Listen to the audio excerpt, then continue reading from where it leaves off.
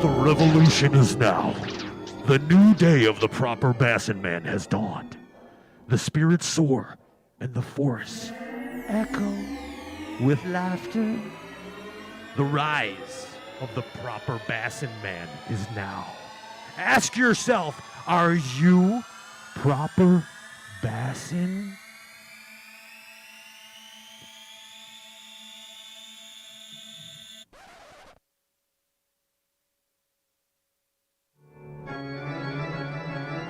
They assemble at night, each one having prepared as diligently as possible the time given to them before the witching hour, the hour of reckoning, the time when they begin outdoor cartoon television. Stray Casts is on the air.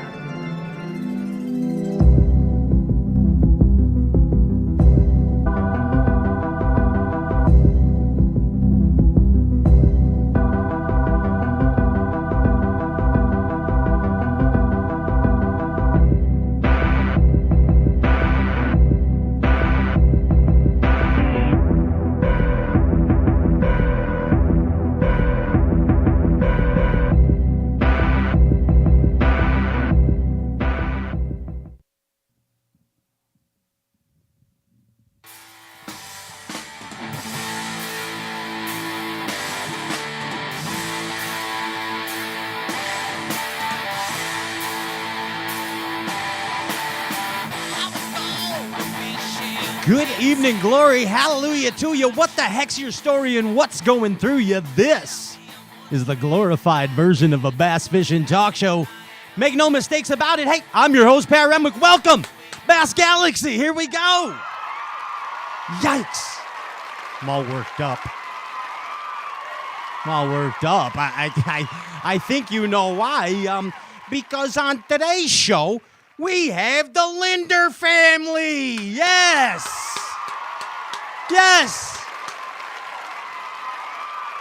I'm trying to get this deal together for a long time. And we have for you tonight, Bass Galaxy, we have Troy Lindner. Yeah, give it up. Loud for Troy. Give it up. Yeah. We got James Lindner. Yeah, James Lindner. And old Uncle Al.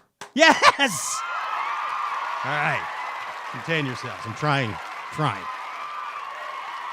It's going to get wild. All kinds of amazing things going on here tonight on Stray Cast. So, Bass Galaxy, cool stuff happening. Might as well give it up for JR, Rock and Show Fantasy. He's working the chat board tonight. Yeah. Always. Every Stray Cast show. Hey, some cool stuff with the chat board going on tonight in the Facebook feed. Like and share the live Facebook feed for your opportunity to win two cool things. First off, a 6-inch fillet knives from White River Knives. Yep, White River Knives.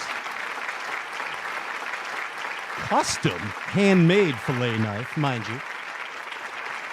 And also some cool stuff from Omnia.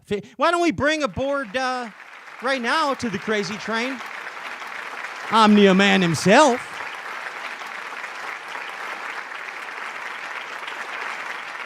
Where is he? Ladies and gentlemen, it's Pistol Polish Pete Przyspiora. Yeah. From Omnia Fishing. Can we hear me? I can hear you great. Hey, Pete, I'm sure you already know, but you know who the best dang producer in the bass fishing galaxy is? Oh, yeah, the ninja. Yeah, sure. It's Andrew Ellenberger. He's a ginger ninja. Yes, he is. How you doing, Ginge? Good, how are you? I know you're busy as can be back there getting stuff together, and I mean, everybody's favorite fishing family. Yeah, it's amazing. The Lindners tonight. You watch them every weekend, Andy. I went and found my old VHSs that I still had in the basement. Did you fix them with some tape and stuff and get them back still got working? 'em, yeah. I like the old it. Brown Rangers that they're running around in. And Pete, I know that you are pretty much enamored. Is that a word? Yeah, enamored it's, with the you can go Lindner with it. family. And now you work with them. You work Yeah, I with the do. Lindners at Omnia. Yeah, I've been lucky a couple times in my career to be able to work with them. So I'm pretty jacked up that they're on board helping us out with Omnia. Heck yeah, man. And get this, a couple we were gonna, spill it right away, but Omnia's got some cool stuff going on tonight. First off, a special surprise gift for a Stray Cast viewer. A That's very right, that's special right. Stray Cast viewer tonight. The Lindners will be announcing that. And Pete, Yep. you guys, old Trav and the boys got something worked out over there for the Stray Cast viewers and Lindner fans out there. What's going on with the like and share contest from Omnia? Like and share this evening. Yes. And Trevor did work out a prize. I believe we're doing a gift card tonight, Pat. No, actually. Oh, I'm sorry. I put you on the Yeah. spot there, Pete. I No, thought no, it's the Omnia Premium Pro. Yeah, Premium Pro. Yeah. So I got them backwards there. So, but their Premium Pro is going to be a big deal for all you anglers out there that are looking for better mapping features than you can currently get on your units inside your boat. So we've got some technology that we've been working on a long time that includes wind layers over top of charts, mapping charts, bottom hardness, clarity layers, all sorts of cool stuff that are added features to any sort of sonar unit you have in your boat or GPS unit you have in your boat. Plus you get all the features of premium that all of our customers have grown to love. It's getting 10% back on all your orders, get premium access, first access to hot items that keep going out of stock. You find out first when things go back in stock. You get exclusive access to products that it's are lots. only premium. Yeah, it's tons of stuff. It's a plethora of things. And this is an app. You download this app on your phone, and it normally costs what, Pete? It costs $50 for the year. Okay. For Premium Pro. This is, like I said, this is going to aid any angler. Specifically, if you don't have a boat, it'd be a killer tool. But if you do have a boat, it's also going to help you. I can't tell you how many of the anglers that Pat and myself know that fish professionally out there have told us how many times they wish they could see the wind direction on top of their mapping and all that stuff. And we have that feature now, and a bunch of cool features you can't get from any of the sonar manufacturers right now. Yeah, that's pretty intense. So now what we have going, Pete, is like and share the live Facebook feed, and the viewers get a chance to win this premium pack from Omnia Fishing, and they also get a chance to win. Look at this, Pete. You can even enter on this now, Pete. Hey, Ginge, you got any opening show music stuff that I could do my you got carnival stuff? Anything. Give me anything, Ginge. Ah, yes. Slices, dices, and even catches mice is this new amazing product from White River Knives. Look at this, Pete. It's a custom-made 6-inch fillet knife. I mean, you could, dude, in the boat. It's panfish season in Minnesota, or it's just about over. But I mean, ice fishing's coming up too, bud. And I mean, that's a perfect deal right there. Hand custom made knives. WhiteRiverKnives.com/stray. And, I could have used that yesterday. I was in Los Angeles eating sushi. Oh yeah, you could have carried it on your hip. Yes, it's got a nice sheath for your hip. But seriously, amazing quality craftsmanship on all these White River deals, and they're giving away one to a lucky viewer of the Bass Galaxy tonight. Stray Cast viewer, Pete. So you can win. Like and share the feed when you're done. I know Omnia is already liking and sharing it, so maybe you guys could fight over it at Omnia if you win over something. But it's pretty nice. WhiteRiverKnives.com/stray. Hey, now Pete, let's talk about a couple other things real quick before we pop in here and keep moving on. I want to talk about some products at the OmniaFishing.com. Now look at this, bud. I was in there the other day and I saw some fine things, some mutual advertising partners that we might. Well, they're advertising partners of ours, and then you carry the products. But I saw my favorite hoodies from Sims. You got all kinds of cool Sims stuff, even Sims stuff that I didn't even see on the Sims website. Like, you guys get cool stuff, dude. Yeah, thank you. Sims has actually been a killer partner for us. They've helped us all out along the way quite a bit. We're not apparel experts by any means. Omnia guys are all a bunch of fishing bums. We're tech guys, so we could use their help. And Sims is some premium apparel, as you guys all know, and they hook us up quite a bit with some exclusives. And we just got in all the new fall stuff for this year. So yeah, if you're looking to stay warm anywhere, keep bassing through the cold months, we got your Sim stuff in stock now. And the thing is layering, right? Always layering, Pete, with the Sim stuff. Mm-hmm. I mean, any Yep. garment you might choose for the outdoors, layering is the key. Mm-hmm. And You here's can some- always take stuff off. It's hard to get warm once you've already gotten out there cold and you're dressed down. So. Here's a trick Aaron Martins told me. He said, never wear one of these cotton hoodies directly under your rain jacket. Yeah. Always wear a different type of material. Mhm. And it makes sense because these cottons do, absorb through. So Yep, that's Patter. I've heard Patterson from Sims say that quite a bit. he probably got it Typically from when you hear Patterson. Somebody typically when somebody says they're having issues with any sort of rainwear, it's because they're wearing a big cotton thick hoodie underneath and it's just sucking up moisture. Hey, Pete, I also know that you guys have a whole bunch of the new Revos from Abu Garcia in Yep. stock, and I've been throwing the winch Yep. with bigger swim baits. I'm like a swim bait guy now, Pete, in case you didn't know. So, but I've been throwing that winch, and I got to tell you, dude, those new Revos with that EXD spool design, flying. That's word on the street is they're packing a ton of punch. The people who bought them from us are giving them rave reviews. This new latest line of Revos is getting a lot of good traction from repeat customers on that stuff. So I definitely recommend giving one a shot, especially for that big bait stuff. We just got the winches in a little while back, and on that note of swim baits, I was checking on my flight home today. I was waiting for the Nessies to come in, and I did see we did get green pumpkin 9 inches in. That's all we got so far. But we got one color, one size of the Nessie. And so if you're a swim baiter, I got to fish the Nessie a bunch this summer. I honestly thought it was one of the easiest baits to fish I've ever fished as far as a bigger bait. And just like the cull shed, it's got that clip system for the hook up against the belly, so you can skip it. So I was firing it around docks on Minnetonka this year, and I found it to be one of the better soft glides I've ever fished in my life. So Dude, you guys it's got to try that it's thing. pretty cool. And when I was over at Omnia a few weeks ago, I had my 100 plus fish cull shed with me, and the boys took some videos of it. Yeah. Oh yeah. Some exclusives. Hey, Pete, moving right along. You know what else is happening here in the region? Lake Michigan is booming, dude. CalSag Bass Anglers, calsagbass.com, just had a big tourney out there. Battle for the belt. Congratulations to Eric Bertowski, 6.5 pound smallmouth on the south side of Lake Michigan. 3 fish limit over 15 pounds. What? Give it up for Eric B. Come on. Yeah. That's a bag. Yeah, that's pretty impressive. Holy cow. Wow. Dude, for 3 on the south side. This is okay. Anyway. Yeah. Hey, Pete, one of the funnest things about the old Stray Cast show is we have our own personal whiskey gypsy. Did you know that? Oh yeah, Luke. Yeah. We have our own personal whiskey gypsy that comes on here every week, and I know you've hung out with the cat. A few times. I felt like I hung out with him the last 2 nights. Yeah, you've had some of the comfort with him.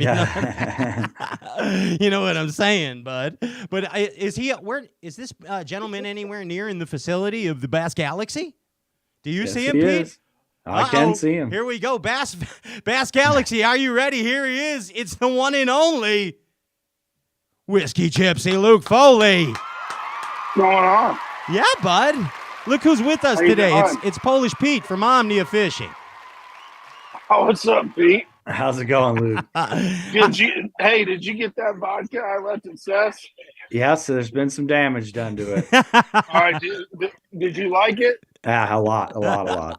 Very good. Okay, Thank you. all right, because I haven't gotten any Omnia gift cards, so I didn't know if you got it or not. You know what I'm saying? You see how he did that? Do you see how he did that, I mean, Pete? Yeah. It's Yeah. who you know. I don't give to get. Yeah. No, I no, get it. no, I'm just kidding. I'm glad you like it. I will send you more soon. Hey, Well, good. I'll scratch your back. I appreciate it. That stuff is good. So, hey, Pete, I think we need to Yeah. describe to the Bass Galaxy what's going on. Luke Foley seems to be inside a honeycomb of some sort. I'm not sure where are you right now? I'm having dinner with Courtney. Oh, hi, Court. He's right there. Yo, Court, what's going on? Where are you? Where are you? We're at Anthony's Chop House in Indianapolis. We're having dinner tonight. No, you're bougie AF as Yeah. usual. As usual. It's hard for me to argue that right now when I got steak and asparagus in front of me. But I'm just a humble bass fisherman. and that you are, Foles, and an amazing tournament fisherman as well. But hey, let's educate the people for a moment that might just be tuning in to the Stray Cast Show. And every week here on the show, Luke Foley, the Whiskey Gypsy with Tin Cup Whiskey, comes on and gives us a Tin Cup Whiskey word of the week. And whenever you hear that word, you take a little sippy, and it could be. I'm drinking Jamaican coffee tonight, by the way, a fine blend. that's what you needed. Yeah, I know it's crazy. It's show day, and it could be a cafe con leche, a Coca-Cola, or of course a Tin Cup Mountain Whiskey. And Luke Foley, what is the Tin Cup Whiskey word of the week today? Well, with the guests that we have coming on, I thought we'd go with Lindner. With what? Nice. Lindner. Oh, jeez. Well, I mean, you're looking for people to party, I guess, apparently. we are. And so Yes, if you we take are. a sip, I mean- please sip responsibly. Thank you. Yeah, Thank you. I Ubered. I can tell. Yeah, good. Yeah, and thank you for that. So the Tin Cup Whiskey word of the week is Lindner. If you hear that, then take a sip. And again, please sip responsibly. And Foles, thanks for everything the Tin Cup Whiskey does for the Bass Galaxy conservation-wise and tournament fishing. And of course, for this Stray Cast Show. Foles, cool stuff going on tonight. You can win a 6-inch White River knife. Custom-made 6-inch fillet knife. Like and share the live Facebook feed. Also, Pete over at Omni, and the good guys at Omni are giving away the premium pack on the app. So is that what is it actually called, Pete? Am I saying it wrong? It's Premium Pro on the Omnia Fishing app. Premium Pro on the Omnia Fishing app, a $50 value, accelerated mapping, plus features beyond your belief. Like and share the live Facebook feed for your chance to win all that. I'm flashing a knife in the air as I'm talking. For those, I know you're scared. I think sorry, you're scaring everybody right it could have now, been a Pat. contender. Hey. White River Knives. Hey, like and share the live Facebook feed. Chance to win White River Knife as well. There you go. Boom. Guys, Beautiful. I'm looking forward to the Lindners here tonight. Me too. I'm dressed up for the occasion. Troy, James, and Al. I see all flanneled up. That's the He Lindner. looks good tonight. He looks good tonight. He does. That's the official tournament jersey of the Lindner family. He's a good-looking man. I got you, Luke. All right, guys. Hey, let's put the power poles down. Don't go anywhere. We're coming back from Brainerd, Minnesota, the Lindner family. Be right back. Peace. Thanks, Pete. See ya. Thanks, See Luke. you Love guys. you guys. There it is. See you, bud.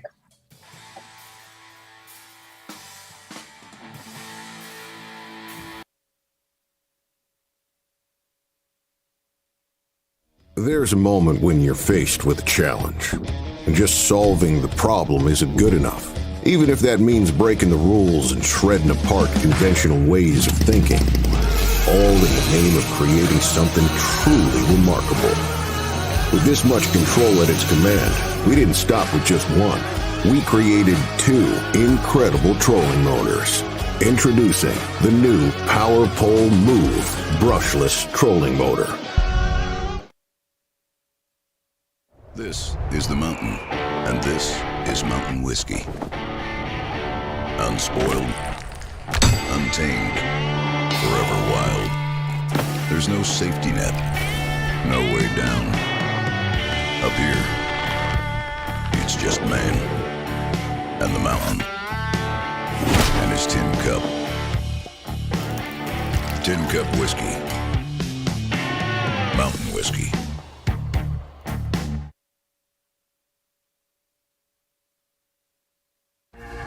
Want to know the difference between power bait and other soft plastics?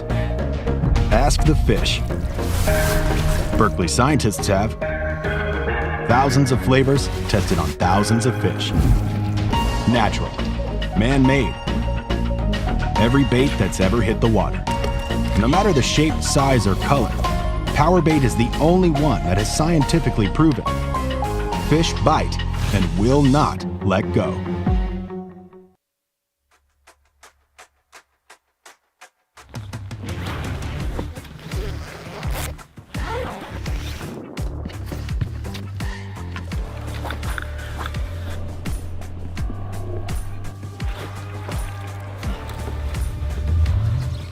Nice, dude.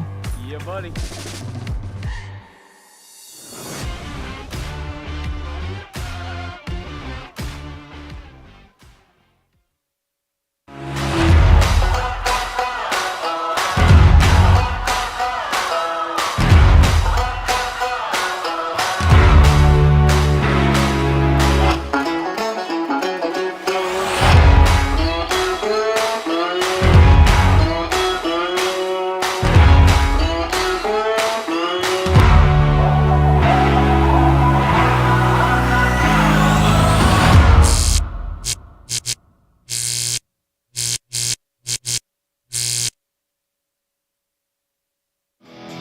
Realize your boat's potential with outboard performance accessories that improve the handling, speed, and economy of your boat.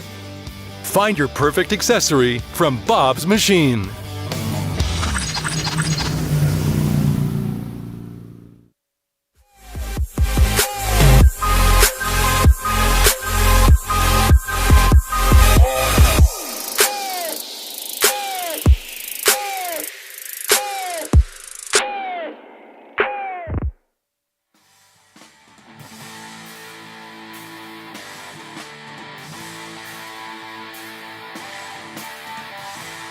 Welcome back, welcome back. This is the glorified version of a bass fishing talk show, Stray Cast. I'm your host, Pat Renwick, and I am elated right now to bring to you this fishing family. Bass Galaxy, give it up for the one and only Lindner family. Yes, it's Al, Troy, and James Lindner. Look at you guys. Yeah, look at you guys.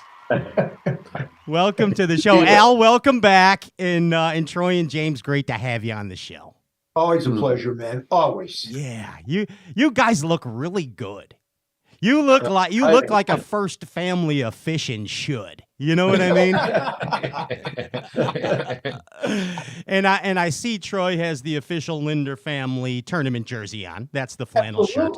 Absolutely. Yeah. I was going to wear mine, but I just got off the water actually a while ago. By the time I drove back from Mille Lacs, I forgot to go straight to the office. Al, you are nuts, if you don't mind if I say. I mean, the passion, the desire, the drive is just, it keeps going. It doesn't stop with you. Well, I'm thankful for that.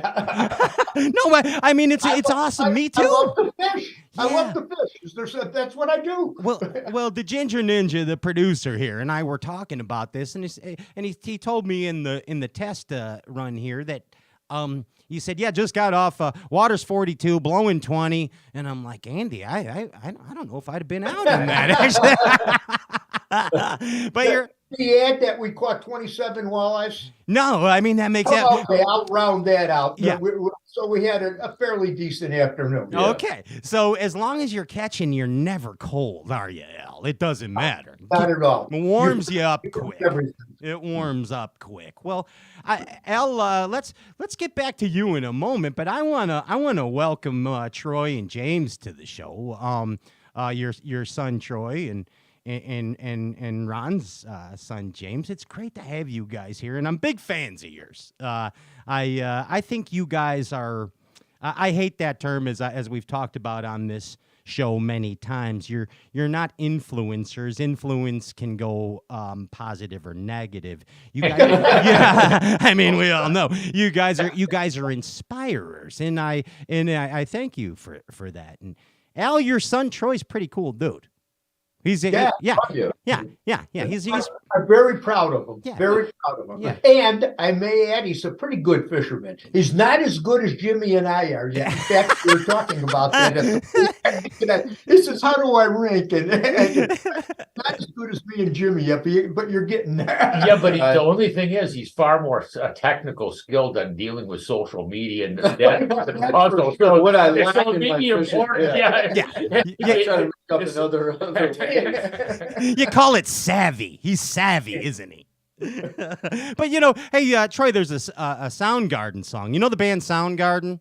Of course I know. Yeah, I know. Well, you know, come on, look in California, feel in Minnesota. I think that Chris Cornell wrote that about you, didn't he?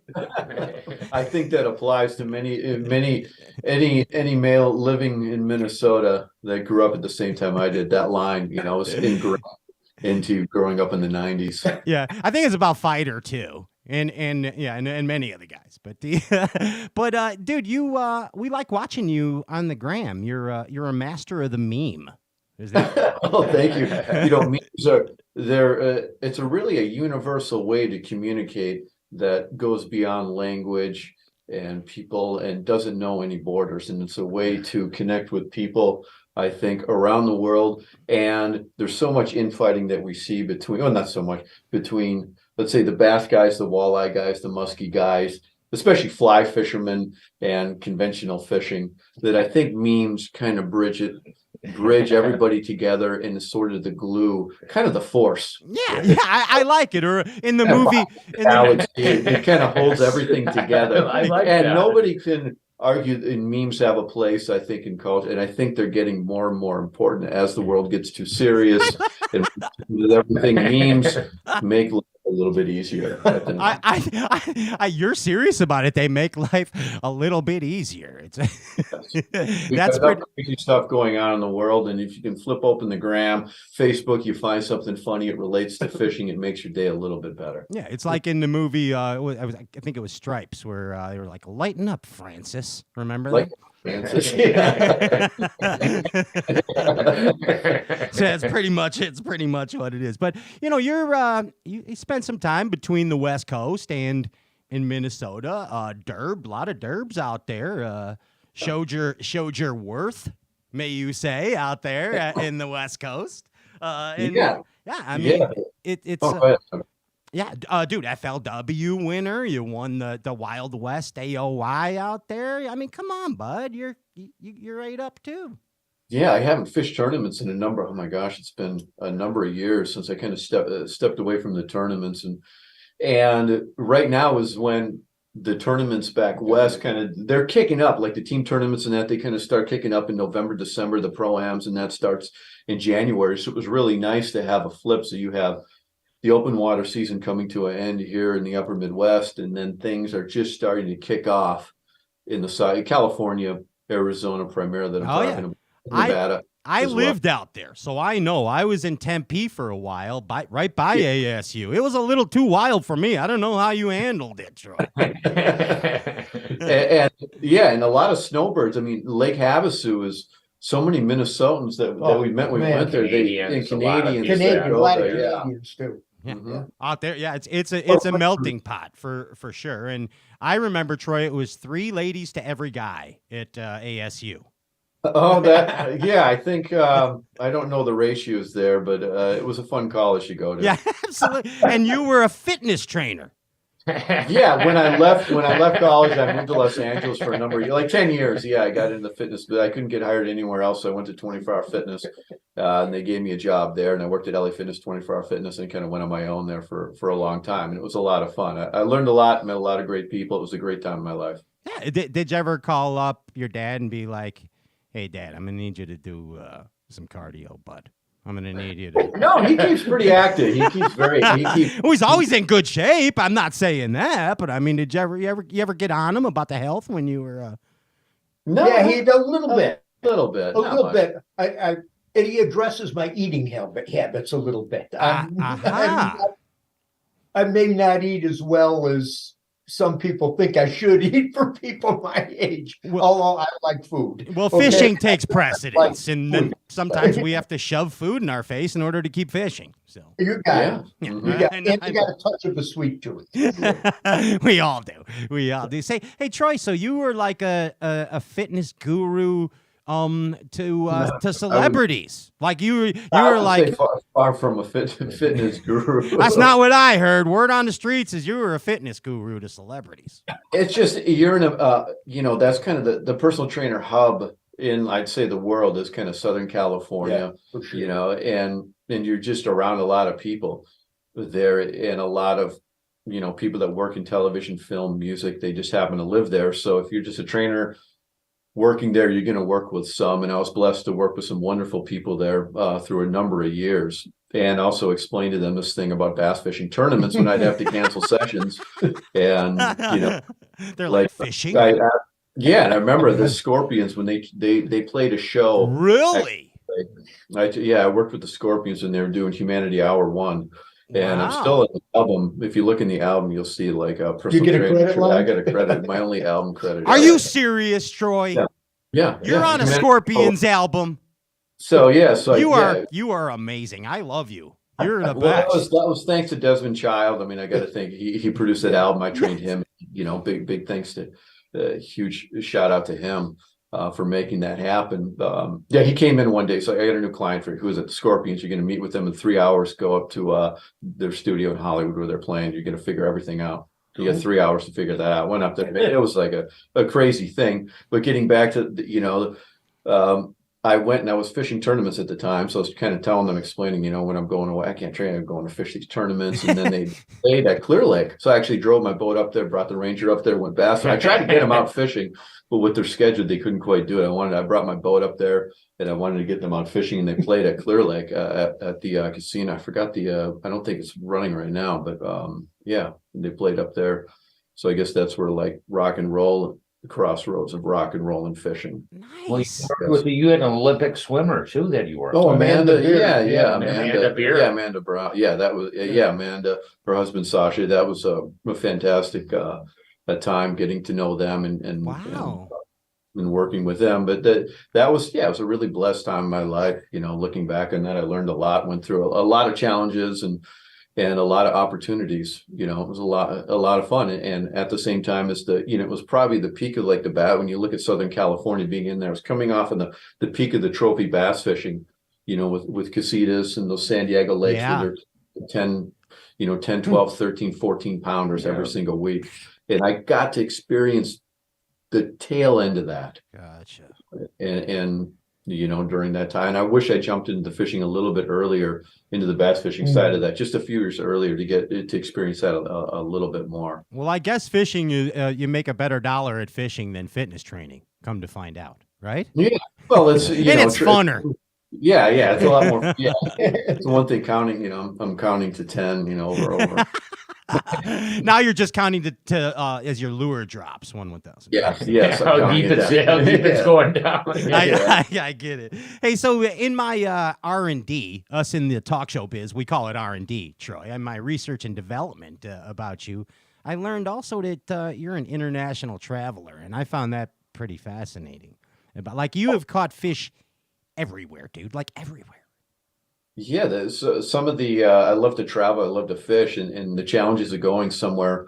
I put up my St. Croix pack rods and some of my VMC jigs. Honestly, I take an X-Wrap, some swim baits, and some four piece rods, and have caught fish all over. It's amazing how little tackle you need to catch fish anywhere in the world, and it has really fun trips. I got a largemouth bass in China, so I found there. Quick story. Wow. Had an airfare alert, $500 flight, first class to either Vietnam or China. I got an email, I followed these things. So it was like, this is a number of years ago. And I'm like, oh my gosh, I got like an hour to buy this ticket, bought it to Shanghai, didn't know anything. And then I went online, found a blog that there's a place where you can get largemouth bass in Shanghai.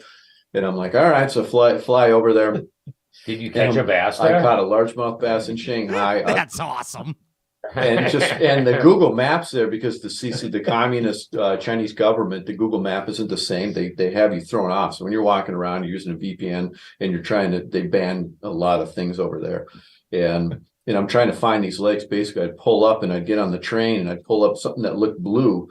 And I got a lot of video from there, actually, enough that you see a lot of video that I haven't on my GoPro, just walking around Shanghai, going on trains, and I would look for blue areas on the map, and I'd take a train to the end of the line. I'd be walking out with my my GoPro, my rod, my backpack, looking, trying to, some of these lakes. And it's the one thing in China, if it says no fishing, you do not fish there. You follow It's not the like line. here. In China, you walk the line.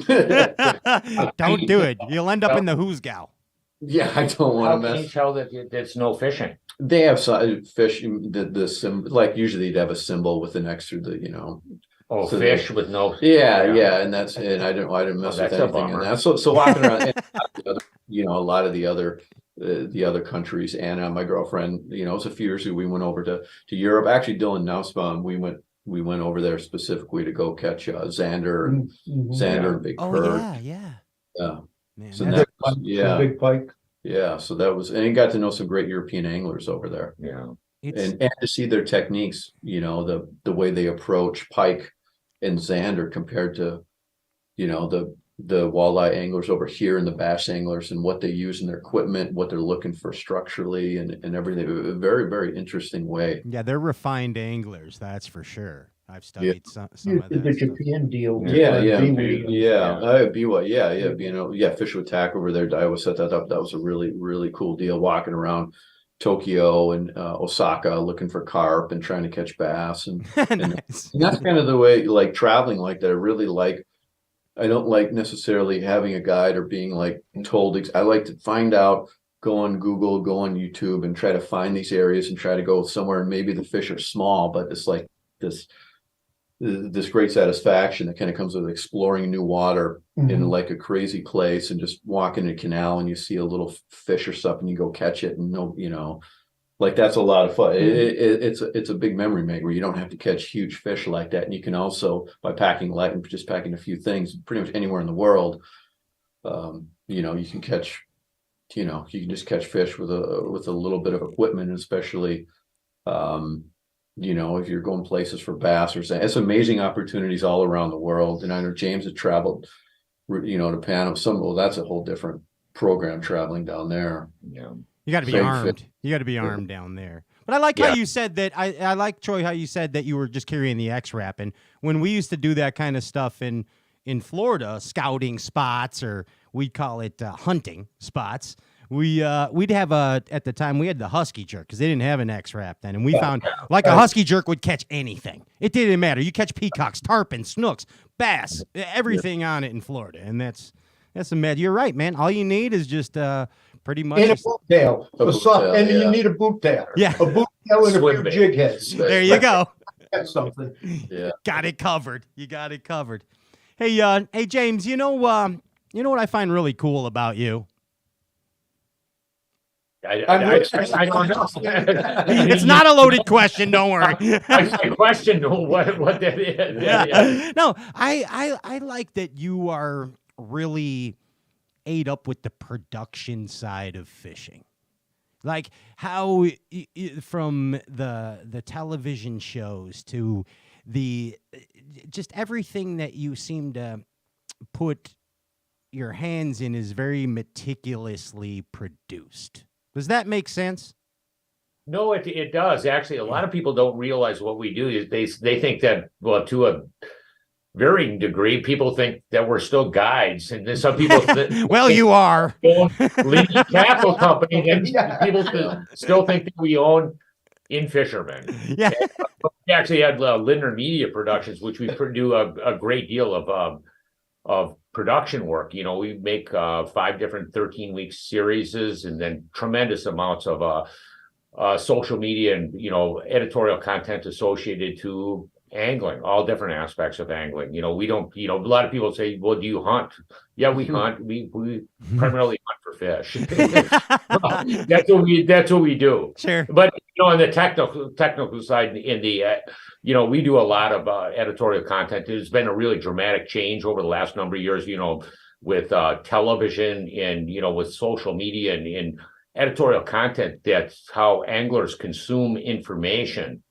You know what I mean? Where it wasn't that long ago where everything came off of television, and now you brought in all this new online delivery of editorial content and how people gather information and how people are more successful on the water, whether it be Facebook, Instagram, YouTube, all these different venues to gather information on how to be more successful on the water. And that's what we keep on changing. It's a big thing for us, just based on what we do, because that's what we do. You evolve. James, I've watched your style evolve.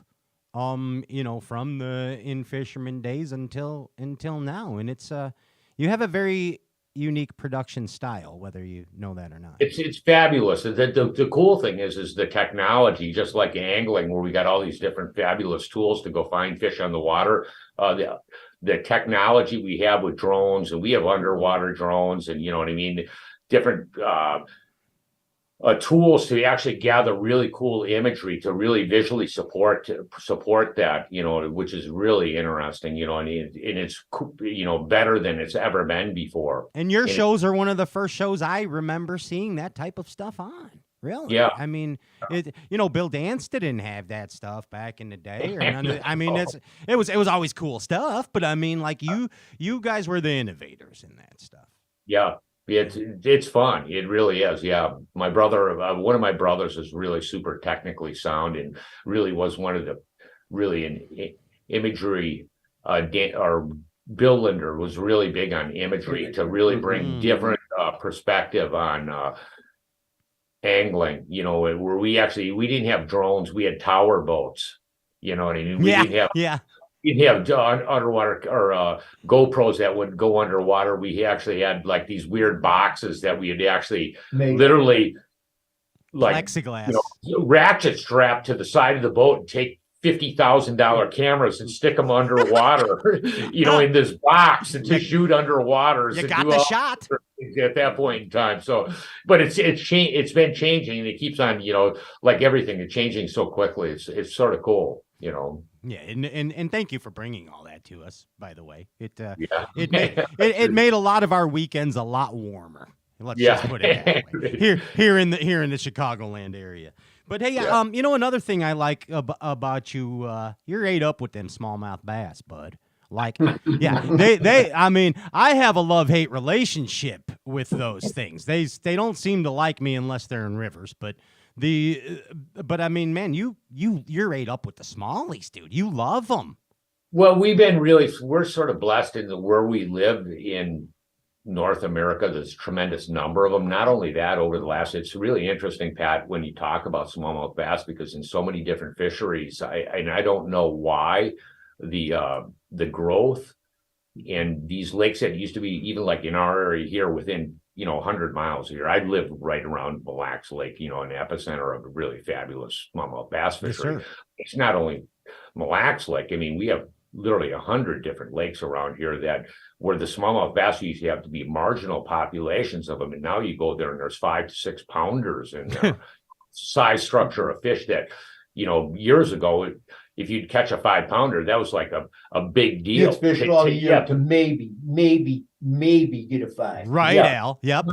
Today's today we go out. You could go out at the right time on the right lake and catch 5 of them. You know what I mean? Or if not more. With fish pushing 6-7 pounds. I actually had like 611s. You know what I mean? You're catching really big ones, and I really don't know why that is going on. But it's really interesting, the quality and the size structure of the fish and the smallmouth bass, how it's changed in this area here. Yeah. Well, it's fabulous. What that coincides with Jim, and we've seen it everywhere, the explosion in smallmouth bass fishing from Havasu and Meade and West Coast smallmouth, Texas anywhere there is smallmouth, the explosion in size and numbers is went off the charts, and it coincides specifically with zebra mussels in all of these lakes. Wherever the zebra mussels cleared up the water, which it did, the smallmouth, the way they feed, they're open water oriented,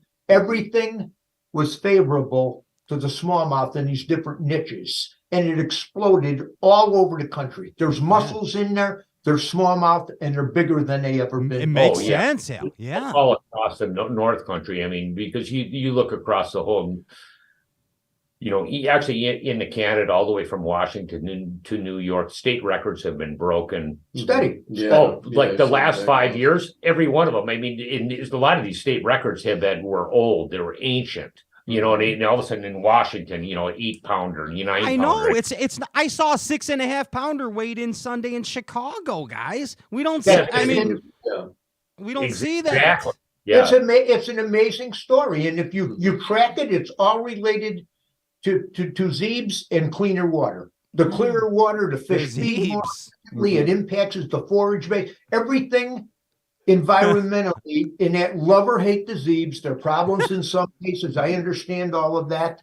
The smallmouth have benefited big time from them. But not only that, why smallmouths are so cool, because all of us love smallmouth fishing, but they're a different fish, you know what I mean? Because they're all over the board. I mean, they're moved from catching them on, a S jig that's like 1.5 inches long and catch multiple giants. Throwing great big swim baits. It's stupid. It's stupid, Jimmy. It's dumb.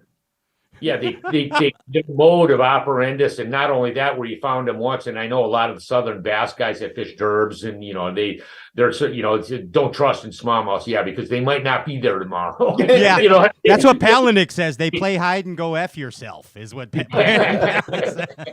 Yeah. But that's what makes them really, really fun. The cool thing, they really group together. They move in schools, and a lot of really cool, interesting studies have been done on those fish. I've actually been blessed in the fact I've won a number of big derbies up here, smallmouth bass, for suspended fish, Lake of the Woods, and different bodies of water up in here. And they're just different animals than largemouth bass. They really are. They move. They move a lot. They move. Yeah. James, tell me a story about how far do they move? Like, what have you seen as far as tracking studies? I know you guys have done that kind of stuff. Like, smallmouth go forever. They'll travel. Actually, I know a number of different Canadian studies have been done, and actually, what they do is they cycle through like a different area, and they actually have like a track, or not a trap line of where the fish set up on. And they will move from this area, and they'll feed through this area, and whether they take all the crayfish or the rainbow, or if they're fishing the smelt, or whatever they're feeding on, and then that whole group of fish move over to here. And after they decimate the area. Yeah, the fish are moving, but the weird thing is, in 5 or 7 days from now, they might be back on this exact same spot where they were at 5 or 6 days ago. So, you know what I mean? They're cycling through. They have their own milk run, just like a tournament fisherman. Exactly. You got it. Yeah. Exactly. That's what it is. Yeah. One of the biggest learning curves in smallmouth that I had seen, and we all experienced it. We grew up with the structure fishing concept. Structure. That old saying, you can have structure without fish, but you'll never have fish without structure. Something like that. Structure fishing concept. Well, that's wrong. What was that wrong? That was that wrong. And you see it till today on all the Great Lakes tournaments, all the big fish that are coming out and with forward facing sonar in the middle of the lake. Pelagic, like sharks. But we get up on the early days on Lake of the Woods, when the smallies were mainly eating crusts. And then pretty soon the smelt, like there, and then rainy smelt got in the lake, the open water forage they left the crawfish. They tasted the smelt, and that was all they had to have. They said, we're done with crusts. These are really good. And they went out and you're starting to catch them on top water baits throwing over 50 feet of water. You get on top of the structure and go to the deep water, not the deep water to the shallow water. Makes really zero sense. 0 cents. No, it's really cool. At one point in time, because when we fished the whole series of tournaments up on Rainy Lake. And at that point in time, they had a tremendous rainbow smelt population, and another invasive species got in that lake, and it just blew up. And it was really interesting because you'd go up there and you'd fish for smallmouth bass, and you know what? this is the only lake in the world that they don't bite on tubes, dragging them on the bottom. They don't know. They say, no, they'll bite on a tube, but it can't be on the bottom. Yeah, swim it, bud. Looking at the bottom. Yeah. They're up, Oh, that's amazing. James, you've been at this deal a long time, TV. Think about it. Your first TV segment, 10 years old with Uncle Al. Yep. Think about that, Al. 10 years old, this little kid. Little sack of potatoes hanging out with That's you. the first show we did. Sand was Lake on or Johanna? No, that was Sand Lake. Sand was Lake. the first one. Johanna was the second one. Yeah. Yeah. Mhm. 10 years old. What'd you He think was about? quite a stick at 10 years old. If you watch the way he was able to handle his equipment, the way he was setting up, he was a natural, okay? You'd call it, he was a natural. He was born- I guided it at 14 out in my local lake in front of my dad's house. I'd actually drive over to the local resorts, and we actually had this like boat there, and it was actually sort of a mangy little boat, but it actually worked really good, really good. And I'd come over and pick up some clients at Craigans and Madden's. We had these larger resorts in that area. And it was always interesting because I'd pick up my clients and they'd look at me, who's this little kid? Want my money back. This kid knows how to really catch fish. Oh, that's outstanding. Hey, Lily, and then you were putting them on them and they were tipping you. You know what I mean? Exactly. That's pretty awesome. Hey, Al, you're really important to the world of fishing. I don't know if that makes you uncomfortable in any way, but it's very factual and it's very real. You have brought so much joy and happiness to so many anglers throughout the years that it's undescribable. Al, do you ever sit back and think? I know you're a very grateful man, but do you ever sit back and just think about the impact that you have had on this world of fishing? Ooh, I can tell you the truth from my heart. It's a humbling experience, and I thank the Lord I was able to make a living doing this my entire life, and I still can do it. Yeah.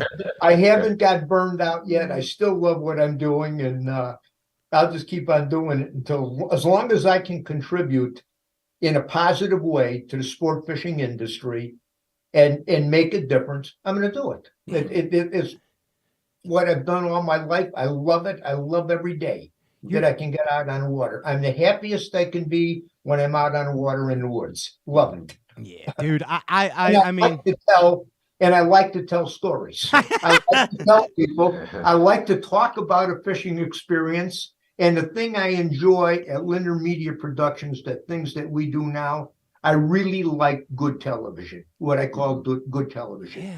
When I see a piece that was done, when the story came together, whether it's a Canadian shoot, an angling edge shoot, a Lund boat shooter, when I look at a show and see a piece that, when it comes together and the whole storyline flows, and you can look in it, that's good television. That's good. I like and appreciate good television fishing shows, good production work, quality efforts, good storylines.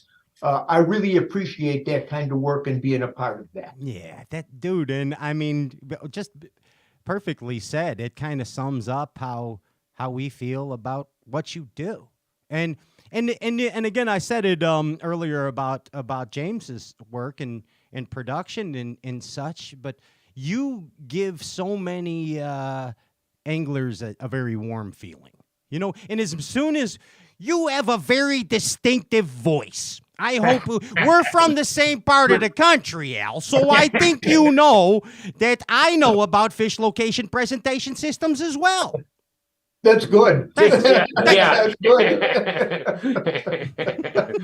I mean, soon as someone hears your voice, dude, it's like, yeah, I feel all right now. You know what I mean? I feel all right. It has always amazed me how fishing can impact somebody's life. A life-changing experience getting bit by a fish. Yeah. It changes the life of so many people. A fish. It could have been your first bluegill off the dock, or you're catching bluegills off the dock, and a 1.5-pound bass goes out from under the dock and grabs that bait instead of the bluegill. Oh wow! It's like the first time you're musky fishing and you heard something about it, you're reeling in and you see this monster hit you by the boat. It changes your life. A fish in a positive way. Yes. How your outlook on life, the world you live in, how you get up, what you look at forward to in the week, the weekend where you're going. What a positive! The whole world, this world would be a better place all over if everybody had to go fish. I agree. When we fish, it's everybody goes. No, we don't need no more pressure on the lake. Let me rephrase that. Hold on, just one. Yeah, once a month. I mean. But I mean, Al, it's pretty phenomenal, the contributions. And I consider you as many people who are well practiced at their crafts an artist. I consider you an artist, Al Lindner. And I'm going to ask you at this moment if you would paint a picture for us. I want you to paint. I'm going to give you a little scenario here. Okay. Now, it's I don't know the year, but I'd like you to tell us. And you're just coming back from the service. You're in the service, defending our country, and you come back, and your brother Ron is up to his gills in the fishing industry, and he's already got this little deal called the Lindy rig going on. And I mean, and he's knocking it out of the park with this deal. And you come back from the service, and I want you to paint us a picture of what Al Lindner is like at that time. Give me the year and kind of tell me what you're like at that time, bud. I was in Vietnam, and it was 65 to 66 Gotcha. when the 11-month tour that I was there. So when I came back, Ron and I had talked about, trying to find a place to call home for the rest of our life. We're looking through. Mainly, we knew a lot about Wisconsin, but we had an interest in Minnesota. Okay. And once I got into Minnesota with Ron, and we started driving around Minnesota, and I looked at the size of the lake, like that Mille Lacs I was on today. Mm-hmm. I remember the first time I drove, I couldn't see across the lake. Yeah. The only place in Wisconsin you could do that is on the Great Lakes. This is a lake, and Minnesota had so many big lakes. There was massive lakes, and we ended up going to all the different resort communities here, and we there's 3 of them we really liked, and it became a life-changing experience for us. One was Grand Rapids, one was the Alexandria area, and one was the Brainerd area. And thank God we picked the Brainerd area, worked the best. But every one of them, the main decision was the amount of lakes and the variety of water. And Brainerd at that point in time, it even had trout in the pits. We got the tribal pits. They had a trout called the Donaldson trout. Okay. They were 4, 5, 6 pound trout in that. So they were trying to develop a fishery in the iron ore pits at that point already. But they had everything, and it still holds true today. If you were to take take an hour and a half radius of my house, I have access to some of the absolute best multi-species freshwater fishing 12 months out of the year in my backyard within an hour and a half radius freshwater fishing. If you expand that and double it and go to 3 hours, you can almost touch me to the border, and I'm well into North and South Dakota, pushing way into Michigan, parts of Wisconsin. Holy mackerel. Yeah. I mean, 3 hours in any direction. There's no better place in the world for the multi-species angler that loves to fish everything all season long than where we live in that radius. It's that good. I mean, it's so true. That's why we came here and settled here. And what do they call Minnesota? The land of 10,000 lakes, or and you just expanded it to 100,000 lakes by that radius. No, but the weird thing is, Pat, we haven't fished all 10,000 of them. We've been on all the big ones. Jeremy and Alan, we're working on it. We do a lot of them. Keep me posted, Jimmy. I want to know when you get that done. I mean, that is a bold statement when you say that, and I'm asking any of the viewers, prove to me wrong. Yeah. Prove that to me wrong. You're right, dude. You're 100% right. You got everything there. Everything is there, and a lot of it.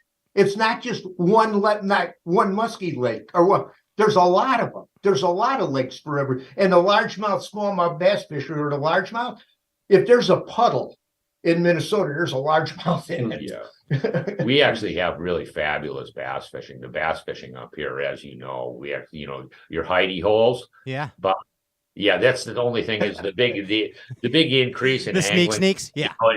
Is associated to kids, and this whole bass fishing actually is really pushed north a lot more than it used to. I mean, we actually have really even in Dakotas, guys never were bassing in the Dakotas. Now they're you just kidding smashing me and Al are pulling up to our filming lakes, and all of a sudden there's 3 bass boats. Well, yeah, not only that, there's a kids tournament. What are you doing here? We're looking at each other. Why are they here? No, you can't be here. No. What are you doing? Exactly. Yeah, it's growing. It's growing the sport. See what you've done, Al? You see what you've done? And I'm thankful for that. I know you are. To see these young people, these are the next generation. These kids that are fishing, in particularly a lot of these high school fishing teams and into college fishing teams. Many of them are going to be the next people to lead the sport fishing industry where it's going to go, from the points of being manufacturers reps to open a sporting goods store, getting into the marine industry, be outdoor communicators, writers. There's going to be people that take all of our places, and that's the cycle of life. And you need that young group coming in. Then you got the middle-aged group. I'll put Troy in that group, and Jeremy. You're old now, Troy. Wow. I work with. They're on the front lines on a daily basis. Yeah, they're working. But they got to be working with the Department of Natural Resources to maintain the fisheries and stewards of our sport. The sport. But go ahead. I'm sorry to stop. But I just want to say that's a cycle of life in the world fishing. There's guys like me, a little getting long in tooth, kind of still coming. You hand off that generation, then you got the guys that are in the middle of their careers, generally between that. I'll use the generally, but it's pretty accurate. When you're about 40 to 60, you're performing at your best ability. You're at your best years. You're doing your best. Yeah. You learned a lot. You've transferred things. You've seen things. You tried things in fishing. You experienced life. And from 40 to 60, you start narrowing it down. You really get good at what you're doing. At 60, you start looking at Medicare. You start looking into slightly different change in your thinking. In there, but when we're fortunate enough, the people we work with, we got somebody in all of those different categories in here, and we work with some pretty good. I think we're blessed with some of the most talented people in the sport fishing industry in our office. At every level. We work with really good people. Yeah, that's one thing about the sport in itself, to get into this industry, because so many different people think, well, all you do is fish. Well, no, really, I know a lot more engineers and all different people than actual anglers. I mean, every different, from the marketing and advertising, every different aspect of it. Even people look at. We go and speak to the kids at these different high school. We actually have 3 of them in our area. One really big one, and I actually did a presentation over there last couple of years ago, and I actually did this presentation on careers in angling, and I explained to them that, and it was fabulous, because all of a sudden I got all the parents coming up to me, and they say, "Wow, didn't know, boy, that's really cool. That's actually a pretty good." There's a lot of different potential in the fishing industry. Sure, you're showing to go them. fish, and they say, "Holy mackerel!" And I mean, talking about good people and special people and guys that made a real wave in the fishing industry. I'd like to talk about your pop for a second, Jim. And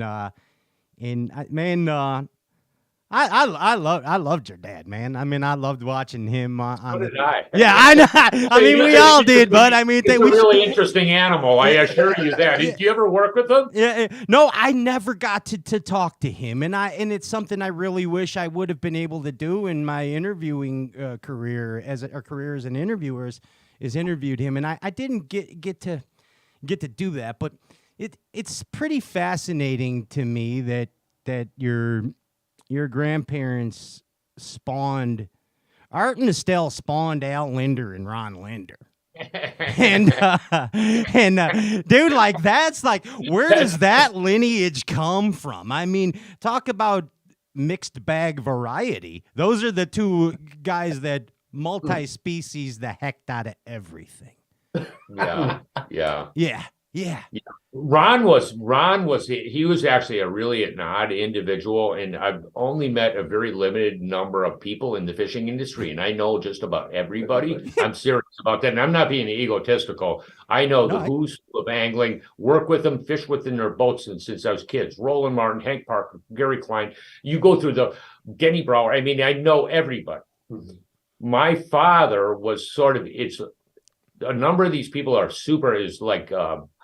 just visionaries. They just have a different outlook and how they look at every different aspect when they bring a lure on the table, a technique, a presentation, a marketing, and different media, how to promote the sport. I mean, they just looked at it from outside the box, you know what I mean? And every time you ever started working with them, and not dissimilar, I guess, dealing with probably Roland is another one. You talk to Roland today, and he is just at such a dynamically different level. I mean, he's like an inspiration every time I talk to him. Yeah. Even just based on his age today. I mean, I saw him the last time, he's just up, and he's like, you talk to him about some topic, and he's just like so into it, and he's in 4 different directions, and he's looking over here, and we're not, whatever that technique is, a presentation or strategy or tech, you know, and he's like 4 steps ahead of you. You know what I mean? See, I like that. That's my father never. I never fished with my father with forward-facing sonar, and the influence, what it would fit, how it was going to change angling today. It would have been absolutely fascinating to see what he would have been so all over about this. He dreamed about something. Hey, like hold on a second. Your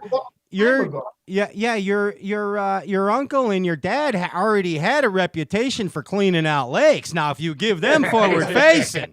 I mean, we did kill a lot of fish, unfortunately. We didn't know any better. Hey, nobody did at the time. I mean, but hey, I mean, Ron Lindner, man. I mean, dude. So we talked a little bit about the Lindy rig. He came up with that deal. Back trolling. Like he's I mean, am I right about that? Wasn't he like the first guy to ever really instrumental? Yeah. As simple as back trolling is. I mean, what? And it's like he's the guy that's like, yeah, do this. You know what I mean? I looked at it. He has 3 patents under. I think he had more than. I think no, he had more than them. Oh, did he? I saw 30. This is what I saw: 3 patents and 30 unique designs. Yeah. So whatever that means, I don't know. But what does that mean? What are some of the patents and 30 unique designs that your dad had? The no snag sinker. He worked 1.5 years after we sold in Fisherman and coming up with that no snag sinker, and it was truly the walking sinker that made the Lindy rig famous. The simplicity of the walking sinker to drag over rocks.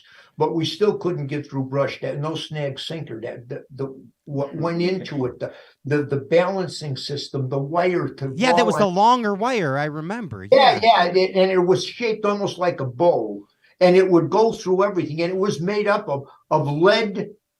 About 5 different things made it up. The pull points. Every day I'd be on the water with him. We'd be out fun fishing. He had this thing he was cutting, shaping, molding. He says, let's throw this. Go find me big rock piles that we can. His mind would. No, he had the other one was the Texas rig worm, wasn't it, for the keeper system? The R-bend and the R-bend and the spinnerbait. Yeah. Wait, what? R-bend spinnerbait, Texas rig worm, like it with the keeper, actually a keeper on it. Really? Texas worm rigging.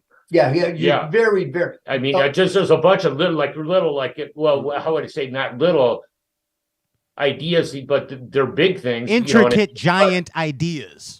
Yes, exactly. They're little things, which a lot of things in angling are. Yeah. So describe this to me, because I'm a little confused about it. So the R-bend spinnerbait, before it was a bent wire, right? And now he had the open tie, like the open R-bend. Yeah. Your dad came up with that?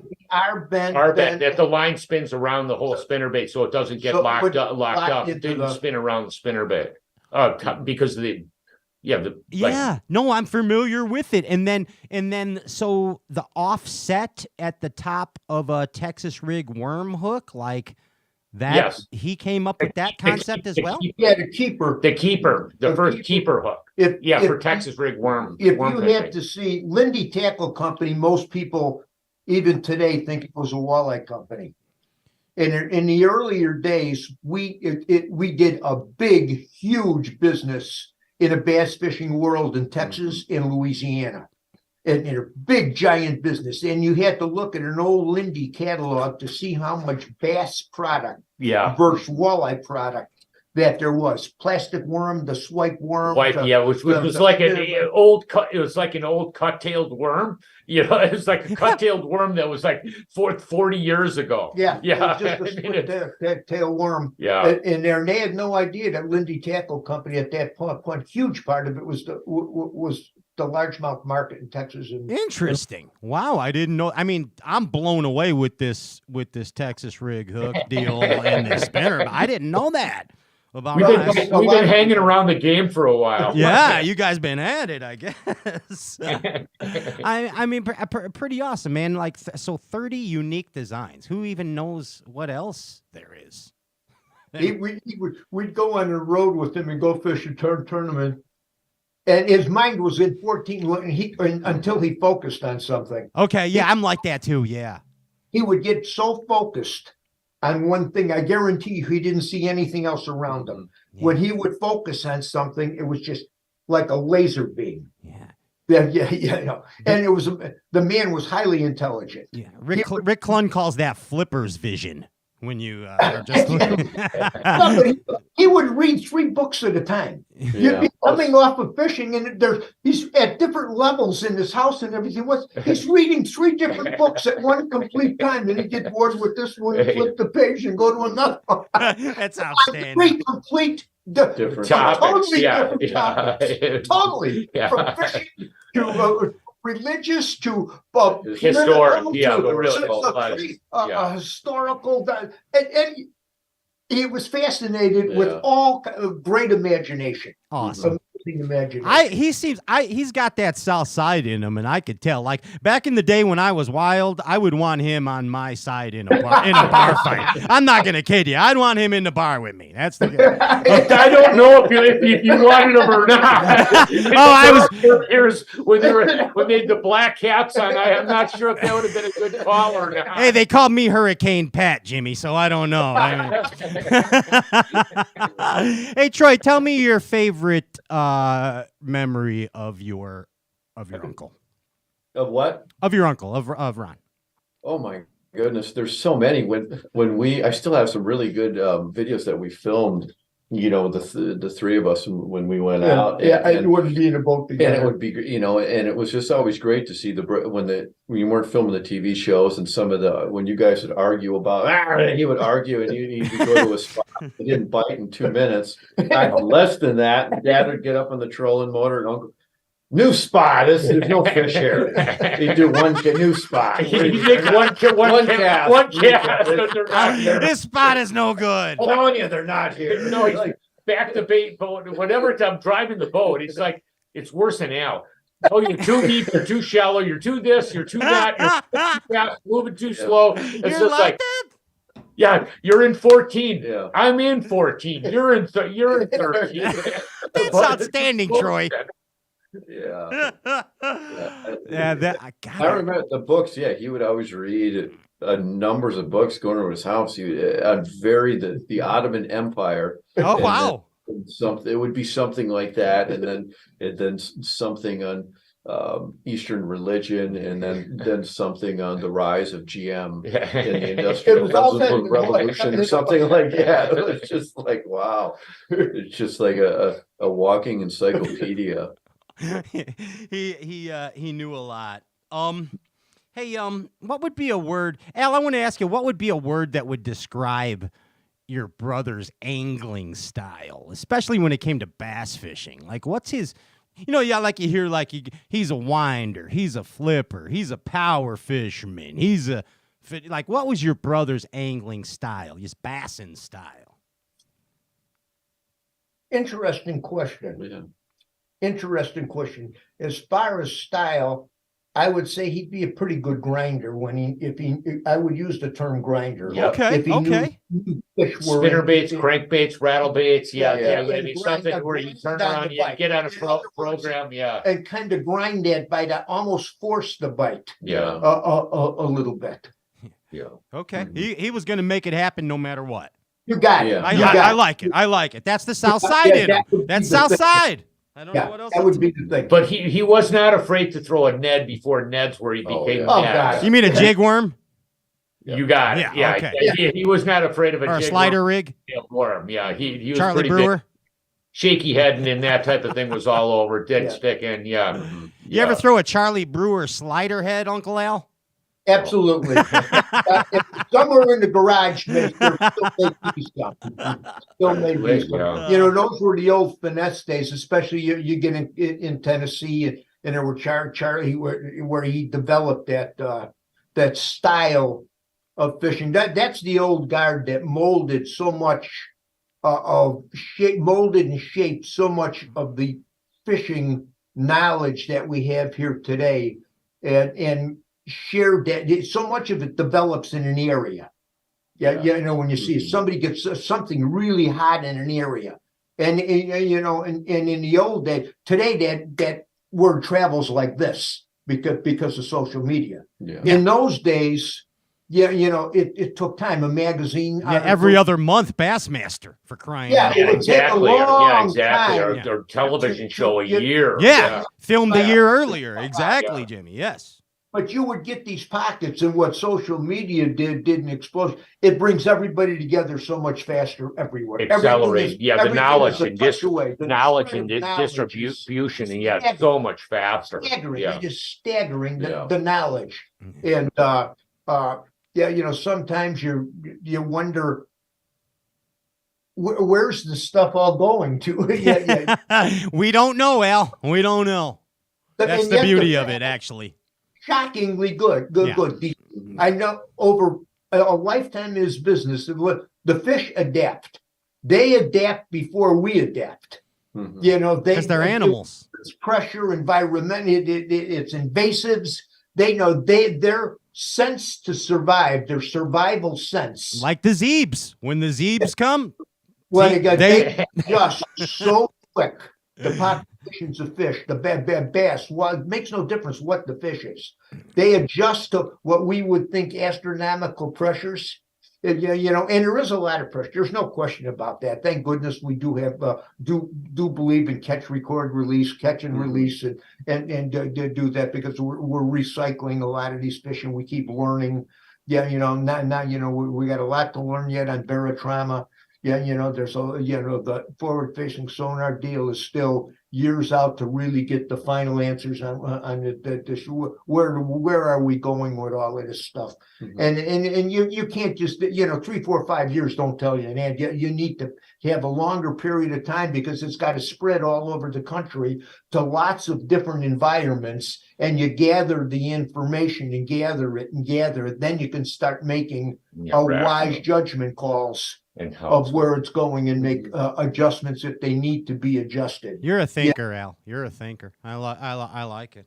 Hey, Al and James, I got a question that I'd like both of you guys to answer. And first, I'll ask you, James. What do you think your father would have been the most proud of you for in your fishing career, or even life, whatever? Most proud of you for, Jimmy? Oh, that would be a really very simple question. Okay. And that might make me that'd be more associated. It's not associated to fishing. It'd be more the raising of really. I'm really blessed with 3 fabulous kids that are really respected. They, two of them actually have families, and how those kids are growing their kids. You know what I mean? It'd be actually it wouldn't be. Well, I could say in relation to fishing. I know the Boy, answer I don't to that. know what that answer is. do. Do you? I don't know. I'm actually a relatively talented angler. I'm very versatile. You know what I mean? I'm sort of knowledgeable, and I love to share my information and transfer that and give it information to other people. Some of my people that I work with are, how do I say that? They'd rather not do what I do. To other people, because that's what, you know what I mean? Because a lot of people, even like that was, I got a buddy, Tony Capra, who last couple of weekends he was up here. We were up muskie fishing. I sent you some shots. Yeah, you're slaying them. Yeah, weekend rodeo. And he says, you guys, you gotta stop telling people about this stuff. Don't do that. It's your job. It's a mix. It's a catch 44. The sharing of information and transposing that and sharing it for other people to be more successful on the water. If they're successful on the water, it keeps my job. Why I'm going to have my job in the future. If they're not successful, I'm not going to have a job in the not so distant future. Exactly. You got to give it. Hey, exactly. It's the old adage. You got to lose in order to win, and you got to give it away to get. The love you make is equal to the love you take. Yes. We do. That's part of our job. Yeah. Paying it forward, boys. That's what you do. How about you, Al? What would your brother be the most proud of you for? Probably my family, raising the family correctly, but but sharing information with our kids to see them grow in the sport. For me to look, I have one son that doesn't care to fish. Troy loves to fish. But they have different personalities, and I appreciate their different personalities. They are who they are. They have to find your own niche, find something you love to do, and do it. And in my case, I know Ron he's 10 years my senior. And that was he was my best friend 10 years. It was like most relationships that could never happen. He taught me things about fishing. He nurtured me. He protected me when I was a punk kid growing up on the street. Big brother. Thank goodness my mom and dad never heard some of the things because he covered. Estelle would have popped him one, wouldn't she? And he seen that I had a talent for fishing and communicating, and he nurtured that.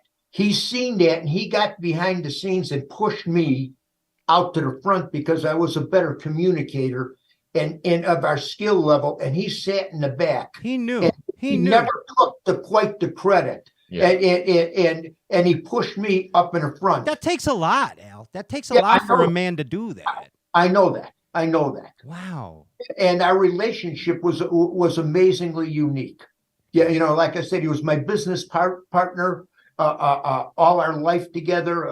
We've been through so many ups and downs, so many challenges, and I love him dearly. I mean, for an older brother, he took good care of his little brother. Yeah, that's awesome, and that's very selfless that he did that and put you to he let you be the lead singer of the band, pretty much. Yeah, no, not even a question about that. He worked not only with Al, but that was just about everybody he had worked with, and the successes that those guys had was based on that thinking. I'm guarantee you about that. If they were not successful, even a question about that. That's what if they're successful, that's going to help me be more successful in life, in business, and not only business. I mean, it's in relationships, friendships. I mean, all different aspects of different things. Yeah, which is sort of cool. He was a little rough around the edges to a lot of people that didn't know him, but I mean, just the way he acted, he was a little rough, but he had his heart. he helped. Hard to go. I think Oh, it's hard to yeah. go. He has helped so many people in so many ways, do so many things that it's just endless. Yeah. Unreal, man. I mean, and the things I'm learning about him, I didn't even know it. I mean, I guess that's the point Most of this. people But don't. yeah, you know, I mean, most people would not know that. I wish I would have got to interview him. That's all I'm saying. That's Yeah, you would not forgot it. Yeah, I'll you bet- would. You would not have forgot it. I like Good it. interview. Yeah, Yeah. you would. Maybe he would have interviewed me. I don't know. We'll see. Hey, but again, man, to reiterate how important your family is to the entire Bass Galaxy, and especially some quite amazing anglers in this community. Some viewers of the Stray Cast Show, who are some very prominent anglers, sent in some not viewer mail, but basically viewer statements. Oh, is that right? Yeah, about the Lindner family. I'm going to put my cheaters on here, if you don't mind. Me too. Yeah, if you don't mind for this one, and because I don't want to mess this up, but the first guy that sent something in here is a guy. You guys have worked with this gentleman many times, and it's old Bob Downey, Bassmaster Elite Series champion. Yeah, and also member of Team Omnia. Yeah. Absolutely. Bob says, I used to watch them on the weekend. Oh, and I still do, by the way, growing up. And he says, and I'm still growing up, too. No, but I added that part. But they were and still are my fishing heroes, icons here in Minnesota. Working and fishing in the industry the last few years, it's been really fun to get to know Jimmy and Al through related sponsor events.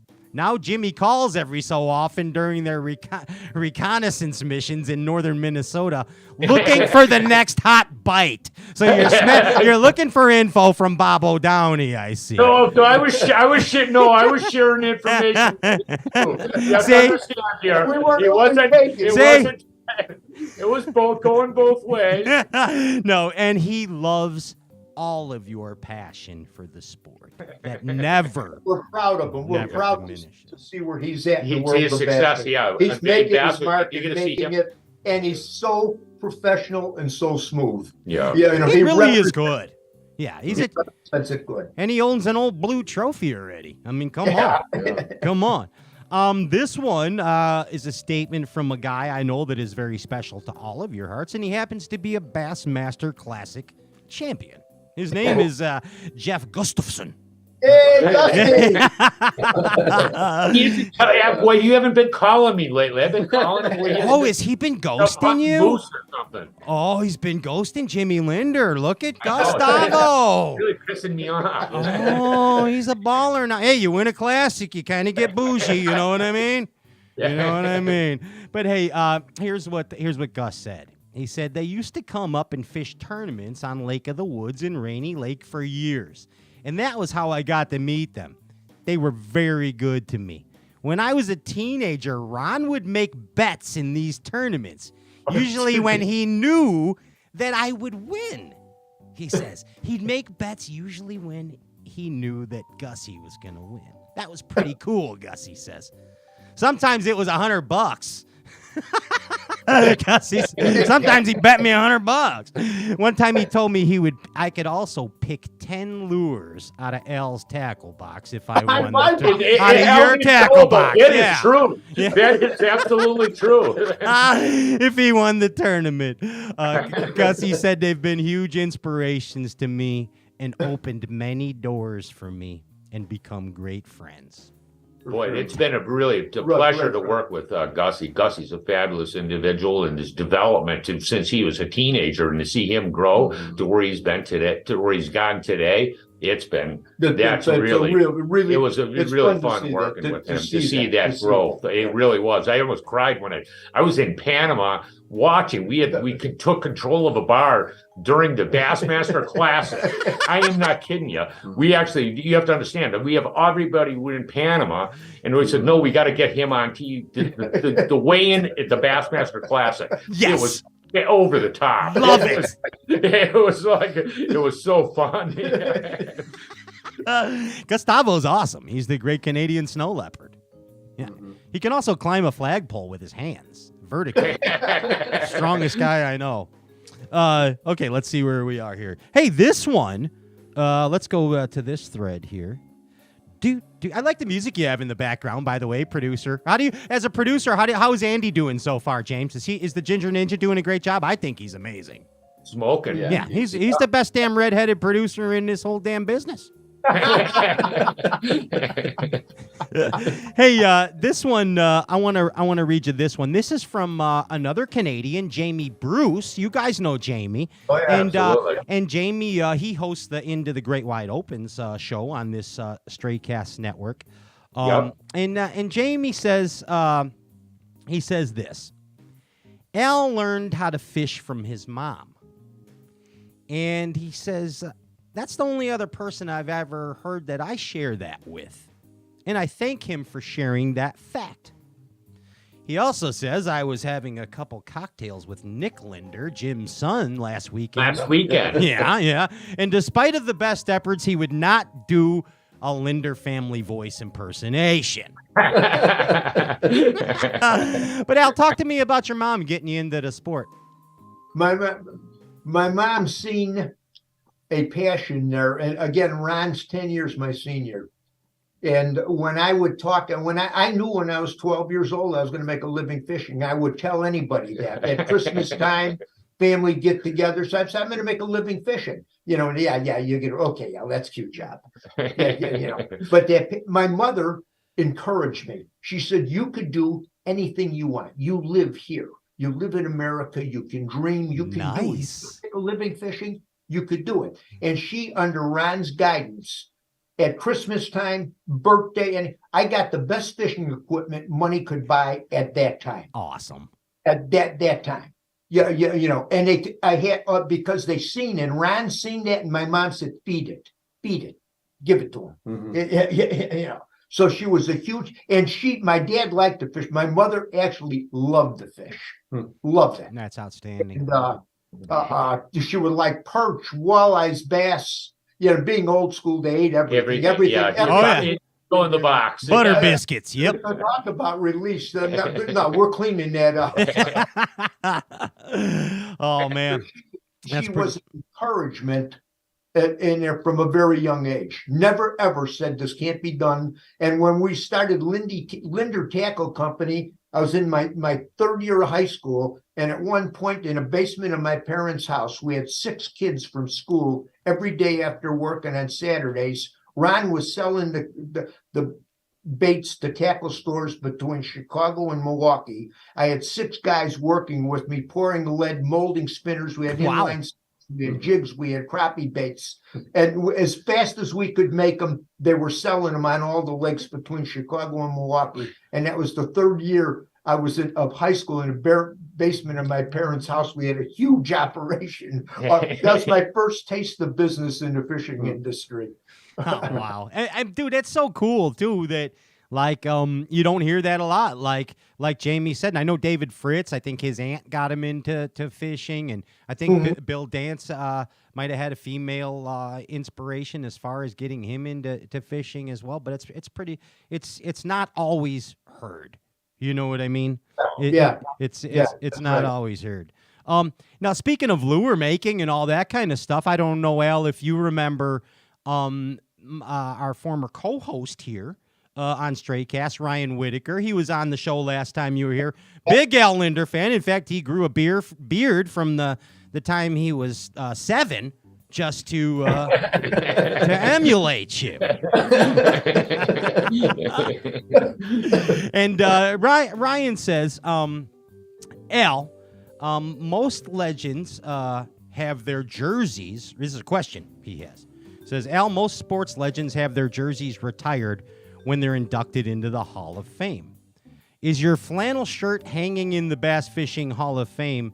If so, I respect your career so much that I will never wear a flannel shirt fishing again. That's what he says. It is in there. What's that? It is in there. It is. It might be. My niece Dawn, who organized everything, sent it there. Is that right? So your flannel shirt is in the Hall of Fame. Yeah, should if I recall right, it was in there, and a pair of moccasins that were like a trademark. Yeah. The moccasins and the flannel. Oh, come And a pair of on. sunglasses. Dude, we got to bring that back. Yeah. We need the Al Lindner moccasins. You know what I mean? We need the glasses and the Al Lindner flannel. It's a whole new line. I need your marketing guys on this right away. Troy, handle this. Would you handle your dad's new deal, his new apparel deal? But no, that's pretty awesome. Ryan Whitaker, big flannel guy himself. Hey, and the last question, viewer statement, is from a guy that, first off, says he's way better at smallmouth tournaments than James Lindner. And that's Brad Leitner. That's you know. Yeah. You guys know Choder, right? Yeah. Yeah. How does he claim that? I don't know. I mean, he's a self-made millionaire. No, he did. No, he did beat me on Vermilion. Okay, I'll see that, Brett. Once he beat you. Sturgeon Bay, yeah, maybe. We'll see. All right, so here's what Brad says. He said, to all of you Linders, thanks for putting Minnesota on the map for bass fishing and teaching generations of young anglers how to catch fish and keep your lakes healthy. He says, thank you, all of you Linders, for that. That's pretty nice of Brad and well said. Thank you. Yeah, Sincerely, thank you for that. Yeah. I mean, that's a deal, and give it up. That's our viewer statement segment for today with fancy lounge music. I liked it. Okay. All right, now we're gonna really get to know you guys here. Okay. Are you ready? We're just going deep. Yeah, we're gonna go deep a little bit, and this is just a self-awareness exercise that we're gonna all do here on Straycast together, and it's gonna kind of help us all get to know each other. And I guess I'll start with Troy here. Okay. And Troy, I want to ask you, what was the first lure that you really had a passion for? Like, you really got into this bait, dude. It was like, the first bait that really floated your boat. You know what I mean? Yeah. What was it? Frog. A frog. Scum frog. Oh, a scum frog. Scum frog. Tell me about that scum frog. Yeah. That was like the first.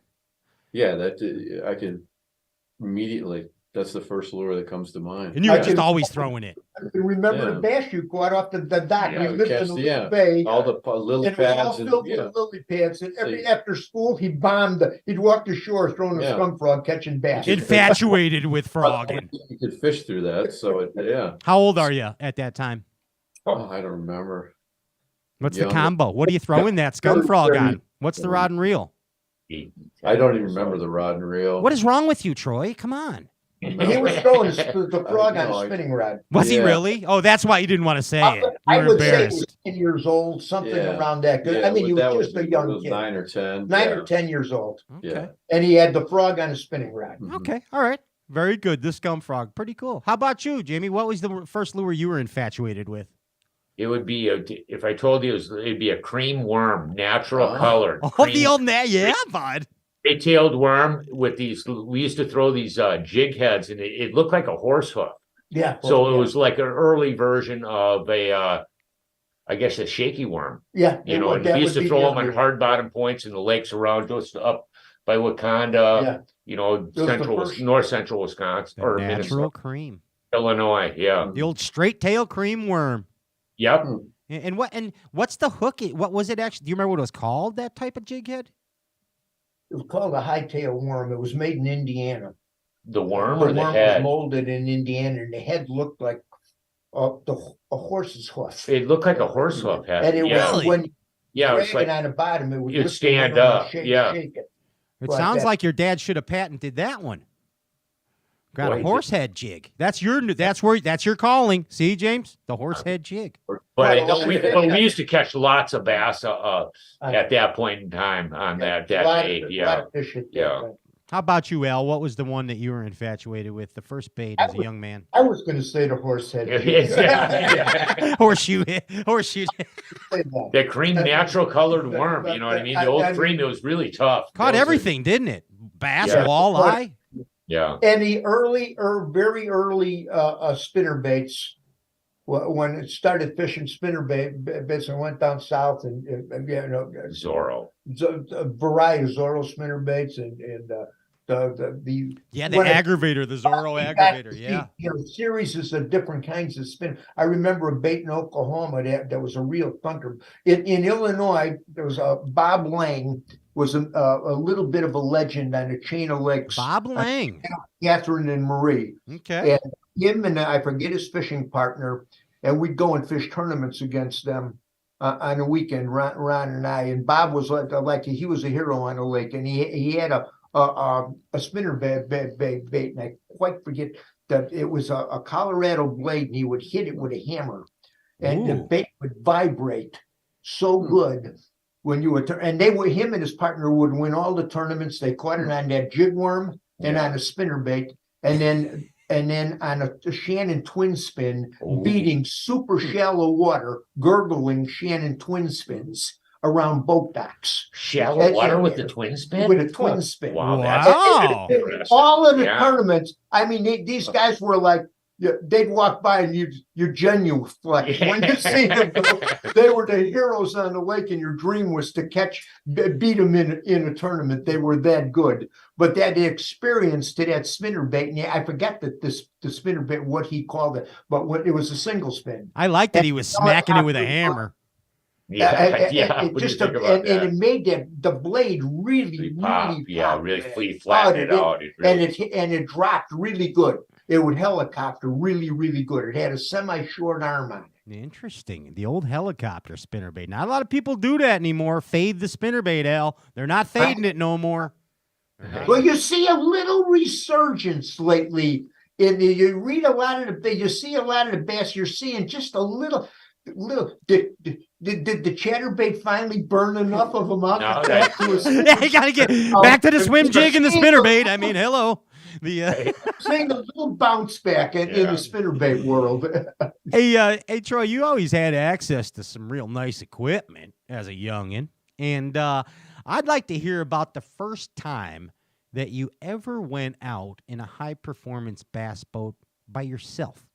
No, Al, no Uncle Ron, no Cousin Jim, none of that. You're out there by yourself in a bass boat. Tell me, you remember that first time? You don't remember much, but hopefully you remember this. I took my ginkgo biloba this morning, so and it was one of the first times I hit. I can tell you a story about hitting big waves. First time I experienced like true big waves. Okay.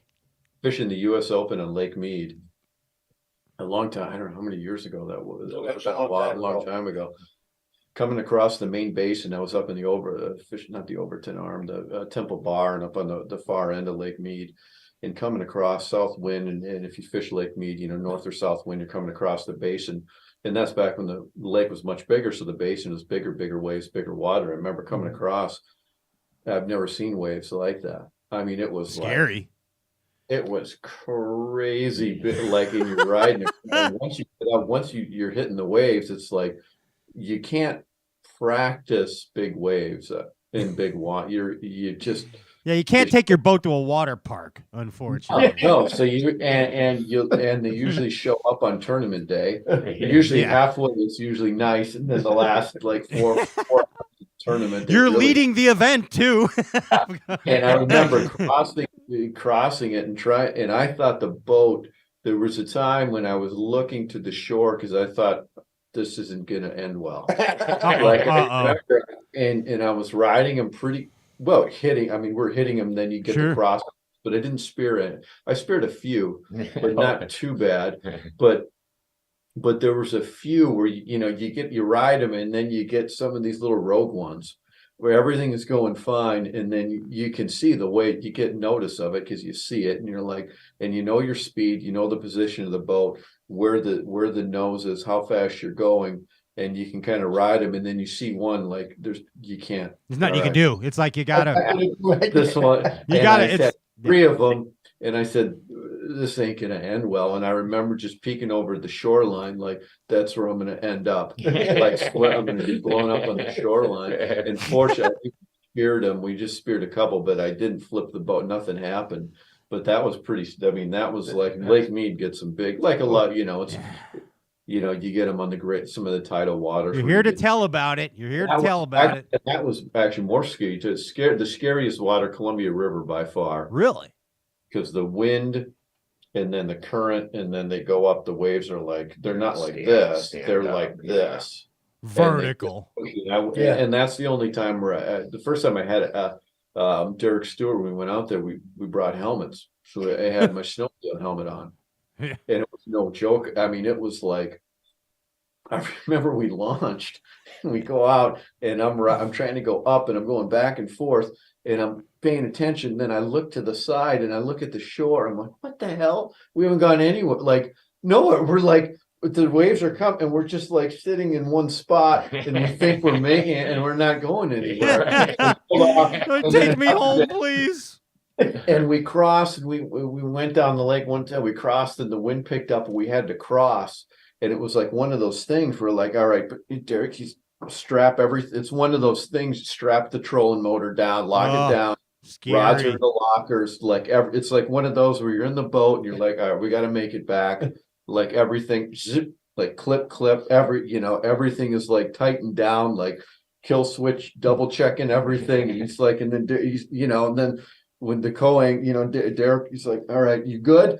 And he's just like, if you're not driving, but you got your hand you're white knuckled the whole time. All right, the whole time. Let's do this. Oh, it's so tough. We rode. Oh my gosh! And then some guys, we crossed across the Columbia. It was. And there's shallow spots in the Columbia, so you got a 6-foot shoal and you got 7-foot waves. It doesn't add up, does it? Set you down, then it picks you up, and we didn't hit it. Park on the bottom, and you're trying to like drive. Look at this. I'm looking at the hum, and I'm getting. I'm trying to wipe. So the moral is watch the weather reports for the Columbia River before you go fishing, right? Oh my gosh, it was insane. We made it in, and then the guys we got to the shore, and some locals were there. We're like, yeah, we're just sitting here. We didn't think you guys were gonna make that. We're like, what the hell are you guys thinking? Like, this is crazy. Do you remember the amount of Hail Marys that you said? Oh my god! When you hit by some of those waves, like. When that wall hits you with the wind, especially in the heavy wind, it's just it's Hey, bassing ain't easy, bud. We always say it. Bassing ain't easy. That's for sure. But sometimes it is easy. And Al, I'd like you to tell us about the first check you ever cashed. Like the first time. So they say if you make a living fishing, you're a professional fisherman, I guess. So when was the first time you cashed a check and you're like, hot dang, I'm a professional fisherman? When was that, Al? Tell us about that. Well, actually, the first one would be when I won the Hayward Muskie Festival. Okay. I like it. The first one, and I forget how much money. It was like $300. Okay, that's all right. And I got called up to be. They asked me to come up to Duluth, go on the television news show at 10 o'clock that night. A guy named Rocky, I think it was Rocky Marshall, was the host. Rocky Marshall, yeah. And I realized that, hey, I'm getting paid to fish.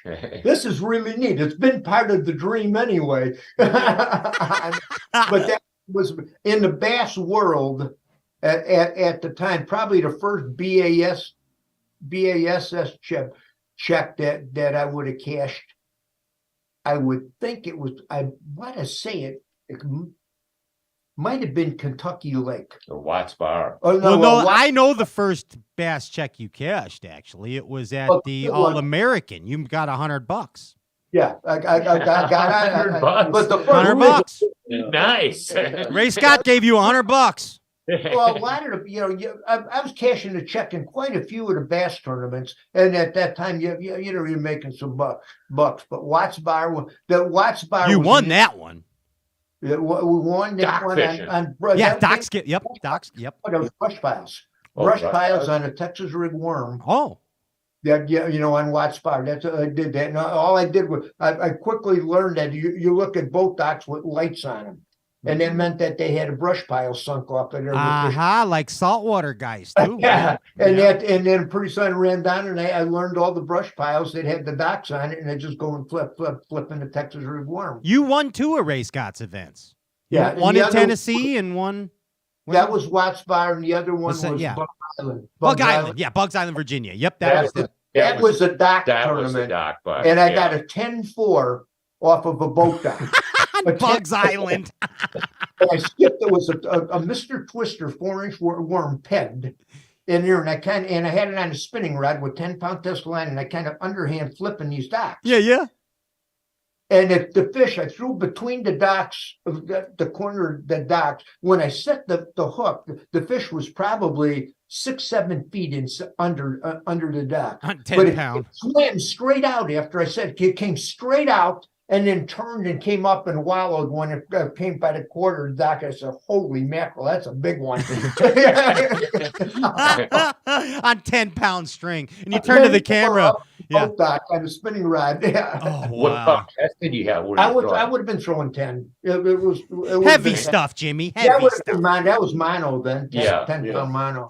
But he tied it to a stump first, Jimmy, and he stretched all the stretch out of it. So it was strong. Billy Westmoreland taught him that. Billy Westmoreland taught him all that. Slinky, yeah. That was so funny. I had big bass at the time. I stayed for 2 days after that. Because I told Ray Scott, he got up on stage and I says, I'll sell the boat here right now. Somebody gives me an offer. That's the good old days. I came up and I stayed to clear the check. That's awesome. I forgot what trip. I think I made it was $18,000 or something. That was not a bad bass a couple of days in a row. But those were, and I remember the 3 classics that had fished. The last one was Currituck Sound, and that one is when I had to make a decision. If I'm going to make a living as a tournament bass fisherman or not. I was doing really good. I was talking to my wife Mary on the way back. Yeah, it was the first time I ever fished tidewater, and I got my butt kicked really good on that one. But I remember also that I wasn't focused.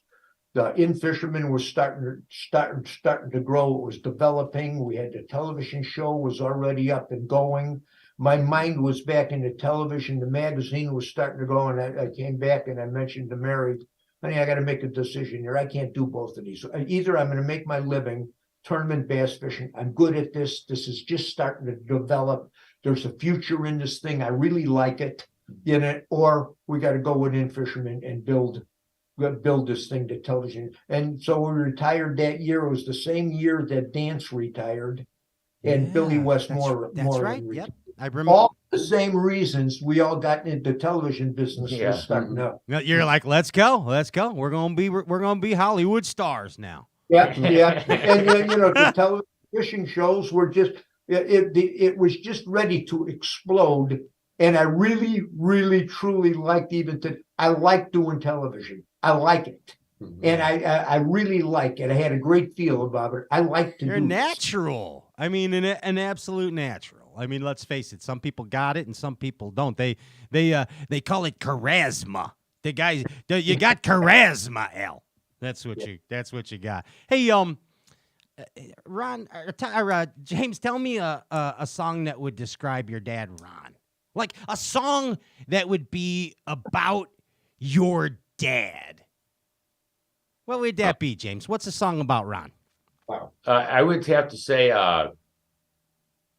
what would it be? One of his favorite, though I know one of his favorite, it's not about him, but if I was to remember, my dad actually really liked listening to music. Okay. And what if I told you Jethro Tull? Wow. Is that going out there? No, I love it. Keep going. I'm loving What do you think about that? I love it, Jethro Tull. I could just see him just jamming, skating away on the thin ice of a new day. I can see it, man. I love it. Okay, I'm taking Jethro Tull. How about you, Troy? What's a song or a band that kind of describes your pop? I think a number of years ago when you mentioned the song that like when Is it Cats in the Spoon or what is that one? Oh, Cats in the Cradle. Yeah. You grow up Cats and then in the you're Cradle. when Yeah. you're so busy when you what is it when you're busy Yeah, when you to grow what up? you could- When Yeah. you coming home, child, I don't know when. Yeah, we'll exactly, get exactly, together yeah. then. Yeah. Because, I mean, that was kind of fitting, maybe, huh? Troy? Yeah. I mean, it's It like, was. I spent so much time on the road. Mary raised Yeah. Troy and Sean. Yeah. Wow, that's really cool, man. That you guys said that. Pretty Jethro Tull and Cats in the Cradle and the Silver Spoon. I'm loving that. I'm loving that right there. Hey, you guys have spent a lot of time outside. A lot of time out on a lot of different lakes all over the world. Now, has there ever been anything that you guys have experienced that you just can't explain in the wild? You know, like, a Bigfoot, a chupacabra, a skunk ape. I don't know. Al, I see you. Al, I see you with your hands folded. I'm describing for those on the podcast tomorrow. Al is sitting with his hands folded and contemplating. It seems like he may have a story. Do you have a story, Al? The biggest mystery, I'll give it it's a simple mystery to me that nobody can give me the answer to. It is why do fish turn on and off on one lake? Like we live in here, there's lakes all over the place. Why at a similar lake right on the other side of the road, this lake is on for 2 weeks, 3 weeks, a month, and the fish are biting like crazy, and then all of a sudden it shuts off. And the lake on the other side of the road turns on, and it's been. And why do these? Okay, you're going to have people are going to say, well, the forage bases that ain't the answer. I've watched it, so it just amazes to me. I can't answer. It's a switch. It's a light switch. Whether you could look at everything, you can quite. Some lakes are on and some lakes are off, and where there's so many lakes, and Jim, when we go down on these lakes that we know of, in an hour and a half. We hit 3 quick spots, and you know we're going to get a show out here. The lake is off. You grab the boat, and you're 5 miles away. You drop the trolling motor. You go to the first spot. You get right away. The lake is on. The fish are on. Yeah, and it's the same kind of lake, same weed line, same shallow water. It's the same kind of environment basically, because you're trying to shoot a show that fits one of our partners' new baits or something like that. So the environments are the same. And all of a sudden, one is on and one is off. And you see it so many times, seen it so many times, and nobody can ever tell me the answer to that. Yeah, it's nuts. I mean, when they're hungry, they're hungry. I mean, you might be the same way, Al. It is what it is, but it is what it is. But it really is. It is. It happens. And why? Why? And you can tell really quick where that bite is off. It's off. Like my friend Seth says, the answer is the question, and the question is the answer. That's Hey, Al, you seem like, I don't mean any disrespect. This is a good thing. You seem very squeaky clean, Al.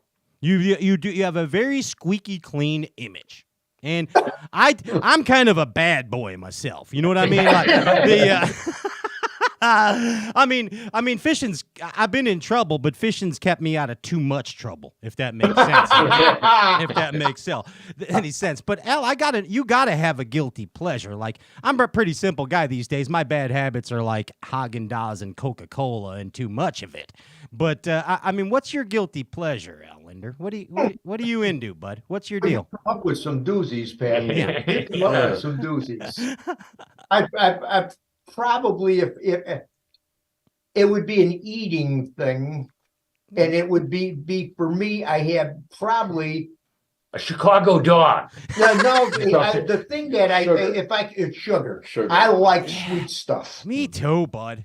I like to eat. I like candy. I like donuts. I like pies. I cake. Probably more than I should. Although when I go in for my blood work, they tell me everything is still in line, so I keep eating. There you go. Stay healthy. And I run every day just so I can eat like a jerk. Basically, that's what I do. That's what I do. Hey, so have you guys, like, I know, Al, that you we put a thing on the Instagram of you and Richard Simmons that I came across, which is I saw that. phenomenal. I didn't see that for a while. You round that one up. That was a good one. I mean, I don't know. It was so awkward. It was amazing. But That was funny. he's Set that thing up. It was somebody from the state of Minnesota, because it was got like shot state on of Minnesota Lake- tourism. Lake that fall, Harriet? and Is that- I think it was Lake Harriet. Harriet, downtown But the Minneapolis. state of Minnesota said, "Al, can you come and take this guy?" He's here for like a week in Minnesota, seeing all the different things that Minnesota is about, and fishing is one of them. So it was a little bit different experience. Yeah, I could tell by what was going on there. But have you guys had other celebrities like reach out to you and be like, "Hey, Lindners, will you take me fishing?" Have you had some celebrities reach out to you? I'm trying to think of who. More of the sports guys, we Like who? Like who have you taken fishing? A number of guys. Herbeck, and you know what I mean. All the Back in the day, all the baseball heads. You know what I mean. We used to fish with a lot of those guys. The you know one what I mean? When they won the championship, yeah, those guys. I had help Tony Dungy. I did a lot of work with to help Tony Dungy and a lot of the coaches that come up to Minnesota every year. They're Christian-based coaches, and they do like a mini retreat. And so I took about 5 years. They asked me to help them set up where to go, where they're not bothered by a lot of people, and I set up showed them areas to fish, got with guides, and we kind of helped guide them through that thing. And Tony's and everybody knows who Tony Dungy is. Yeah. Even if you don't play football, you know who he is. Outstanding. He's quite an amazing man, actually. And so that would be one that just popped into mind. Tony Dungy. Here you go. Hey, Al, you got any Chicago stories you'd like to share? Well, Chicago's a lot different these days. We call it Chirac now. It's a little it's a little different than when you neighborhood. Yeah. It's on the 4th of July I hear fireworks from this direction, then I hear other type of firing from that direction. But I mean, you must have some fond memories of the Chicago. When did you get out? When did you leave Chicago? You were young. Oh yeah, it was shortly after I graduated from high school. Oh, okay. So yeah, you were around a while. Where'd you hang out? Where'd you hang out in Chicago as a high school kid? Northwest Side. I grew up in Belmont and Central. Okay, Belmont and Central. And you did. Where were you fishing around then in the area? There was surprising amount of little lakes and little ponds and things that had bass in. A lot of carp fishing. Forest preserves. The forest preserve lakes. There was a lot of the forest preserve lakes that had bass in them. Interesting. And we would walk the forest, and they still are pretty good. And they would stock them. Some of them never froze out. They put trout in some of them. Yeah. The bigger ones had bass, and I'd walk the banks. There was a lagoon. I can't remember the name of the lagoon now. That we got. I take a bus to go to this lagoon, and the lagoon had a lot of bass in it. It was a real bad neighborhood. Take the bus to go to the lagoon. I know some other guys that do that. That's pretty awesome. The lagoon was good. We go down to the lakefront and fish perch.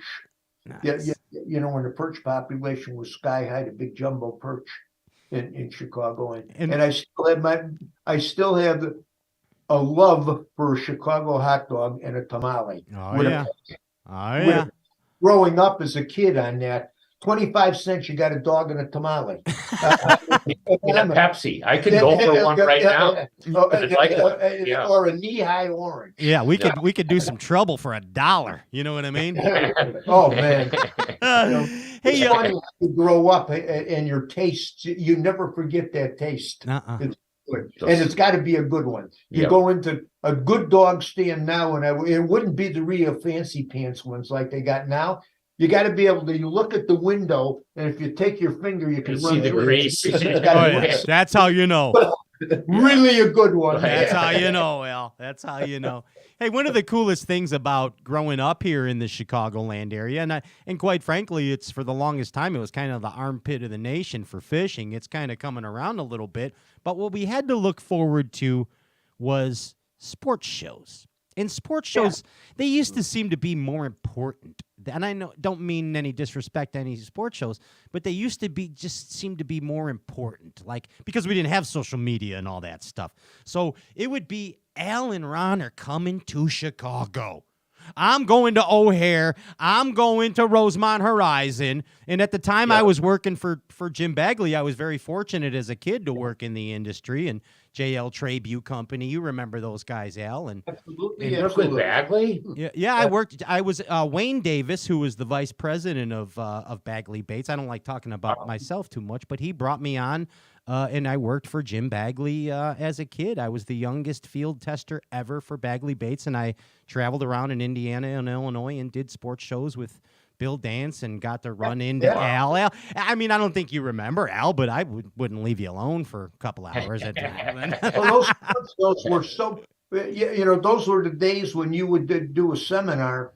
You'd go in to do a seminar, and the fire department had to come in to shut it down. They wouldn't let more people come into the thing. They'd be standing on the sides. Oh, there's thousands of people would come in. They would just pack. You couldn't get them all in. Yeah. And then the fire guys, that's it. Close the doors. Nobody else can come in. Yeah. And those are, then the sports shows were like that then. Then there was that was the way we communicated with the fishing public in an area. And those were the days when you were in the television business. Yeah, when you're playing on TNN. Yeah. The TNN TV days were the best days the sport fishing industry ever had. I mean, you would reach numbers that were staggering. Unreal, man. But it was fun. It was a point in time in our industry. Now the sports shows are nothing like that. And why? I don't know. I think it's social media because people get their fill of a lot of things via the internet. Yeah, it's just the game has changed for sure. But the shows for many, many, many years, I'd worked those shows when we had Lindy Tackle Company in the earlier parts of building in fishermen. I worked for so many of those sports shows: Indianapolis, Chicago, Milwaukee, Des Moines, Cleveland, the Canadian shows in Toronto. Rockstar. But the Canadians, they knew how to do a good sports show too. There, there's still Andy. Andy does a real good show up there. Andy Pilata does a good show. And the shows are great. I'm not saying that they're not. When you go to them, they're really good. It's just like it was more of like going to a concert back in the day. It was like more of an event. The Stones are in town. Let's go. You know what I mean? It was really a big deal. And they were selling boats. The marine industry at that time, boy, you'd be selling boats right at these sports shows. Right there, signage. They'd be writing checks, bud. Lund's getting towed out the door. You know what I mean? You know what I mean? Hey, James, you are the CEO of Lindner Media Production, right? Isn't that correct? You're the CEO. Is that the title? Yes, sir. Okay. So 2 people come to you for a job. You got to pick one. Larry Dahlberg or Babe Winkleman. Pick one of them. Who you hiring? Oh, nice. Who you hiring? I have not spoken to Babe lately. I spoke to Larry like not more than a week ago. I love them both. Just checking in, seeing how the fall muskie bite on. Me and him we actually have this passion for this cold water muskie bite, river fishing, back and forth. So we are back and forth, talking about some strategies. To hire either one, I probably wouldn't hire either one. Neither. I said you got to pick one. You got to pick one. I know. I'm not to say no. I respect both of them. No, you have to understand why. But they're both very, very talented individuals. But yeah, it's not somebody that you really want to have as an employee because they're more or less the king of the show. I get it. They're more apex predators. I know both of them relatively well. Yeah. Hey, Troy, I'm sure you're watching Babe Winkleman on Instagram. He's amazing right now. I see Babe on TikTok. I see his TikTok. Yeah. He's living good. Okay. The Lindners have designed more things than we can even imagine. You've had your hands in so many fishing tackle designs: rods, reels, lures, boats, back trolling, terminal tackle. I mean, everything, even algebra, fishing algebra, James. Fish location presentation system. I mean, wow, think about that. Your dad came up with that deal. Al, you expanded on all that. Fish location presentation system. What a simple yet effective way. Formula, and it still works. Everywhere. If you answer all three of those elements in a day on the water, and if you learn to think that way, and the fish location presentation clicks, you got a good day on the water. You can have a fair day on the water when two of them are working. You got a bad day on the water when one of them is working. when you don't quite, but you slowly think that way. And one of the biggest, most challenging tasks Ron and I had was doing the lake classifications, the depth of the lake classifications. Okay. And lakes we knew, but thank goodness we worked with Bobby and Billy Murray. Yeah. The Boars, yeah. And they were some of the early tournaments I actually roomed with Bobby Murray, so we became pretty good friends. Awesome. Yeah, and it was just I mean, these guys, when they were working at their peak then, in the business, they had their own television show down there. They worked for Pradco. Bobby was a manufacturer's rep for I'm forgetting the boat company out of Nashville, Tennessee. Ended up being Triton. Well, in any case, they were very involved in the business in so many different things, but their understanding of the lake classification and reservoirs what helped us completely do that part of it, because we did not have that kind of grasp of knowledge. The depth of knowledge. And they were both of them were fishing educators. Billy did that. The Indiana Institute, he put that, they were the first ones at the Bass Fishing Institutes ever to do that through the Indiana college People system. don't realize how important those brothers were. Oh, man, they had a huge impact on education, particularly in the bass fishing world. Yeah. Major impact. 100%. And they're super people. 100%. Just great. And amazing anglers. I mean, come on. Bassmaster Classic winner. Hey, so another bit of algebra that you guys came up with, which I actually practice in my everyday affairs, is faith, family, and fishing. The FFF. It's not forward facing. I mean, but it is forward facing if you think about it. I mean, realistically, but it's faith, family, and fishing, and in that order, right, guys? Isn't it? Yep, sure. Absolutely. Yeah, all three of them super important. Yeah. So part of our daily life. And if you have FLPS and you have FFF and you have the 90% in the 10% of the lake, it's a dang good day, isn't it, boys? You got a good day on the water. It's a dang good day. That's what I'm saying, right, Andy? It is unreal. Life's good, brother. Hey, Al, you done a lot of TV commercials over the years. All you guys, I mean, you've had your hand in some TV, and Al, some of yours really stand out. The Trilene one on the log. I mean, you and one of the best. Yeah. If you were to ask me which the best one that won all kind of awards, that was done with Dick Wood, was Dick the Wood, agency out of New Jersey. Nice. Their agency at the time, and he was really a brilliant guy. He had a great imagination. Him and Ron would sit together, and the two of them would come up with a real concoction in a commercial really good. Yeah, and the boat, pulling the boat one, too. That was... But the Trilene line, I can't believe a line this thin can be this strong. Wrong, yeah. This thing, the cameras were all set up. That didn't happen. Like, that wasn't supposed to happen. No, oh, really? Well, I'll let you go. We already checked the weight of the branch. Everything is cleared. The cameras were all set up to do this, and I was supposed to be able to pull this bass, leaning over the branch, pull him out of the cover, and simply look at the camera, grab the fish, and say, "I can't believe a line this thing can be this strong." That was the idea. Well, as soon as I leaned over the branch, and the branch broke, and I fell into the water. I actually fell into the water, and I'm coming up out of the water. I got to stick the fish because we still had the fish, and in my hand, and I come up and I'm shaking, and I was a little bit in shock. And I seen Dick Wood with his mouth open, and the guy is just looking like this, and it's still running. It's like it flashed through my mind. I remember distinctly. It says, "Well, say something, stupid." Delivered that line, and I cracked up The whole thing took, like 20 seconds. It was almost a completed, the tap. Dick tapped the cameraman said, on the "Done." shoulder. Yeah. He says, "Did you get that?" He said, "Yeah." He says, "Pack our bags. We're on it." Cut. Done. That's a wrap right there. He said, "That's outstanding, Al." Hey, well, I'm gonna put you on the spot, Al. I'm gonna need a commercial from you. Okay, will you be willing to give the Bass Galaxy a little old-fashioned 70s or 80s type Al Lindner commercial? I want you to talk to us about the Omnia Fishing Black Friday special. All right, if I get to talk about Omnia. Yeah, I want you to tell it. Andy, are you going? ready for him back there? Andy's ready.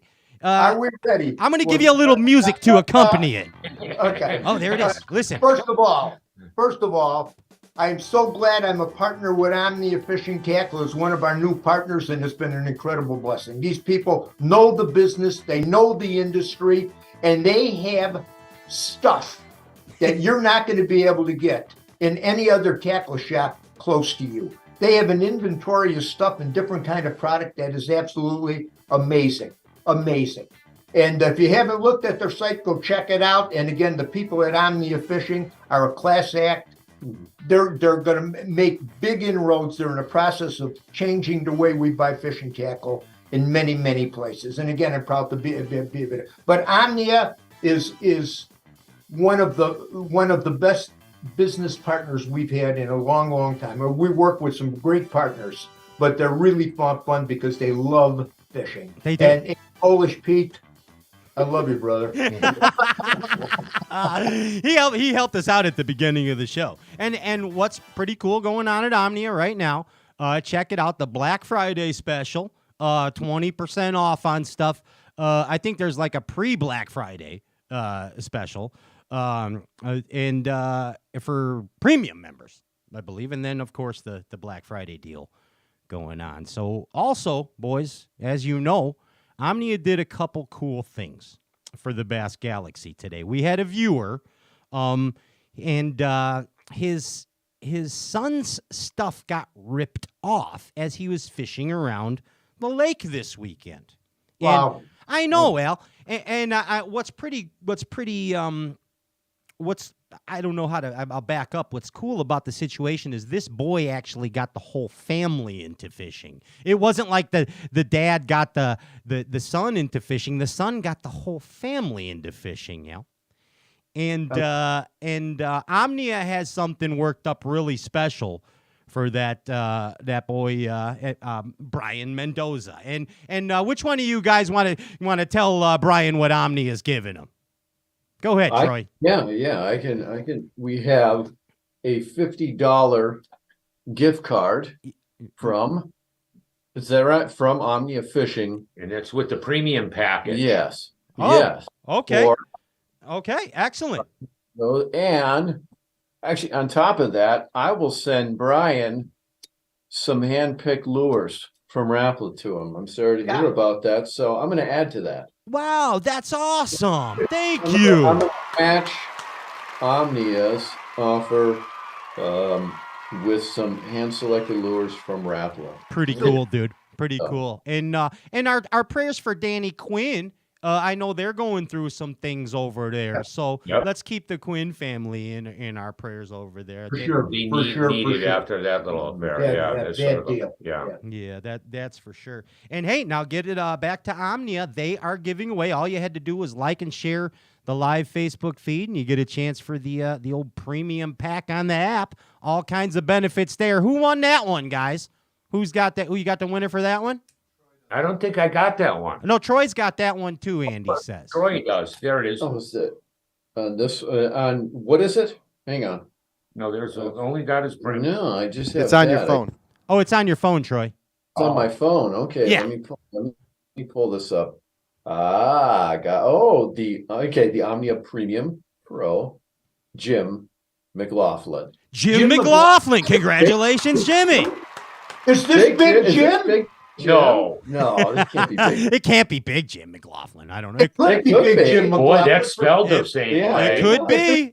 Hey, It's that smoking. he That's awesome. smoking Big Jim Jimbo. From McLaughlin. Toronto. Jimbo Oh, one. yay, yay. Hey, so Brian Mendoza and Jim McLaughlin, send your information to the Straycast Facebook page. Direct message JR, Rock and Shoal Fantasy. And he's going to get your information to the appropriate people. And we have one more prize winner. You mind if I give it away, guys, and we'll just close up the show here? We'll get this done. I have a cool advertising partner now, and it's you guys will like this. It's White River Knives. And they're all custom river fillet knives. This'll knock the sides off some sockeyes. You know what I mean, boy? and the winner of this, Andy texted me this one. So all they had to do was like and share the live face. Yeah. Are you serious, Andy? No way.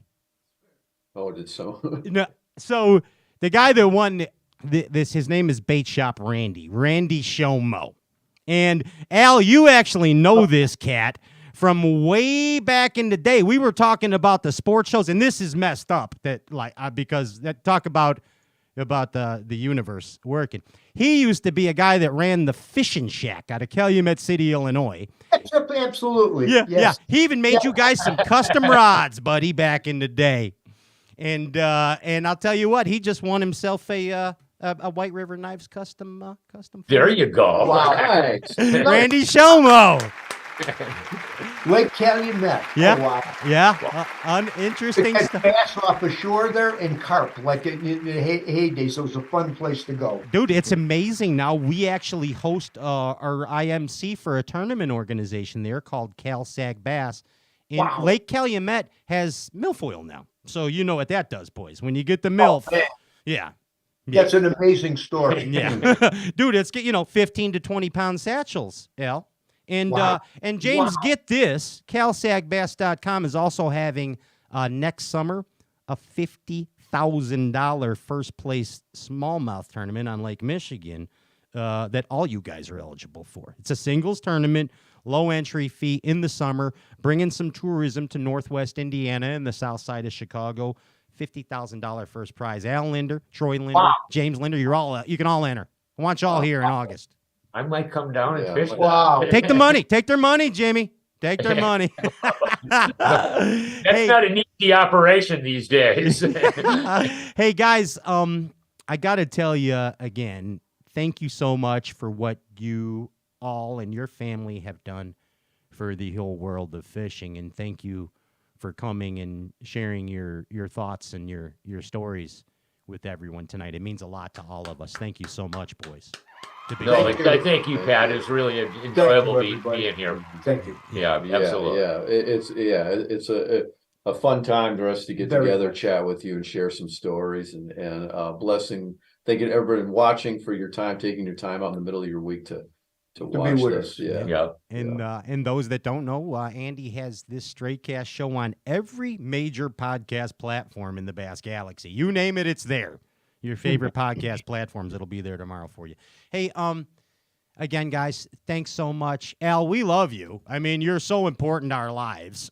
James, you and Troy as well. I mean, it's can I just call you Uncle Al from now on? Is it okay whenever I see you? Absolutely. Okay. And when do I get to go bassing with you guys? I'd like to come to Illinois and northern Indiana and fish and fish Lake Michigan and fish those jetties and everything and a marina and harbors along there for small. I got the guy for you too. We'll go out, I would Uncle like Al. to do that. We'll go out, Uncle Al. I'm gonna call you and we'll go out there with Ryan Whitaker and catch some fish. It'll be a good Pat, time. you can come up here. You can come up and we're gonna get on some bass fishing, smallmouth bass. But the thing is, when we go to spots, we have to put a bag over your head. Yeah, I fish with Fighter a lot. He does that.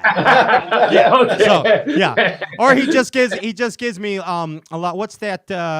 Lots of Benadryl, and then I fall asleep, and then I just get there, and then like, you wake up exactly. okay. We're on a good spot. You don't know where you're at. Exactly. He Cosby's me, and then I get to the spot. I don't know what to say. Hey, all right, Lindner family, go ahead, Al. Go ahead. What do you have to say? You could take them to some of Bob Downey's lakes. Yeah, all Bobby's spots. That's right. I've been up by Bob Downey's. I was up there a couple of weeks ago. I can't tell you about those legs. Oh yeah, I'll call you after the show. There's some good ones up in his neck of the woods. Yeah. Hey, boys, thanks again, and Troy and James, great to have you guys on the show for the first time. All right, we're gonna do this again. Let's do it every week. You guys just come on from now on, okay? All right, take care. Bass Galaxy, give it up for the Lindner family one more time. Good night, boys. Okay. Yes. There it is. Amazing evening. Thank you so much, everybody tuned in. Thank you to all our advertising partners, Omnia Fishing for the giveaway, White River Knives for the giveaway, Power Pole, Crestliner, Abu Garcia, Berkeley, Waterland Sunglasses, Bob's Machine Shop, Impulse Lithium. I'm doing it to the same cadence I usually do as I break out of the show. Cal Sag Bass.com. Tin Cup Mountain Whiskey. Thank you, Luke Foley. And your continued support of the Bass Galaxy. Sims Fishing. Thank you. Alpha Angler. Custom bass fishing rods. Crestliner. We float our boats. Crestliner boats. And of course, we power pull down for pleasure. We'll see you next week, Bass Galaxy. Same bass time, same bass channel. I'm Pat Renwick. I bid you peace, and peace I bid you. This has been an Andrew Ellenberger Ginger Ninja production. Take the power poles up. You can go. Float away.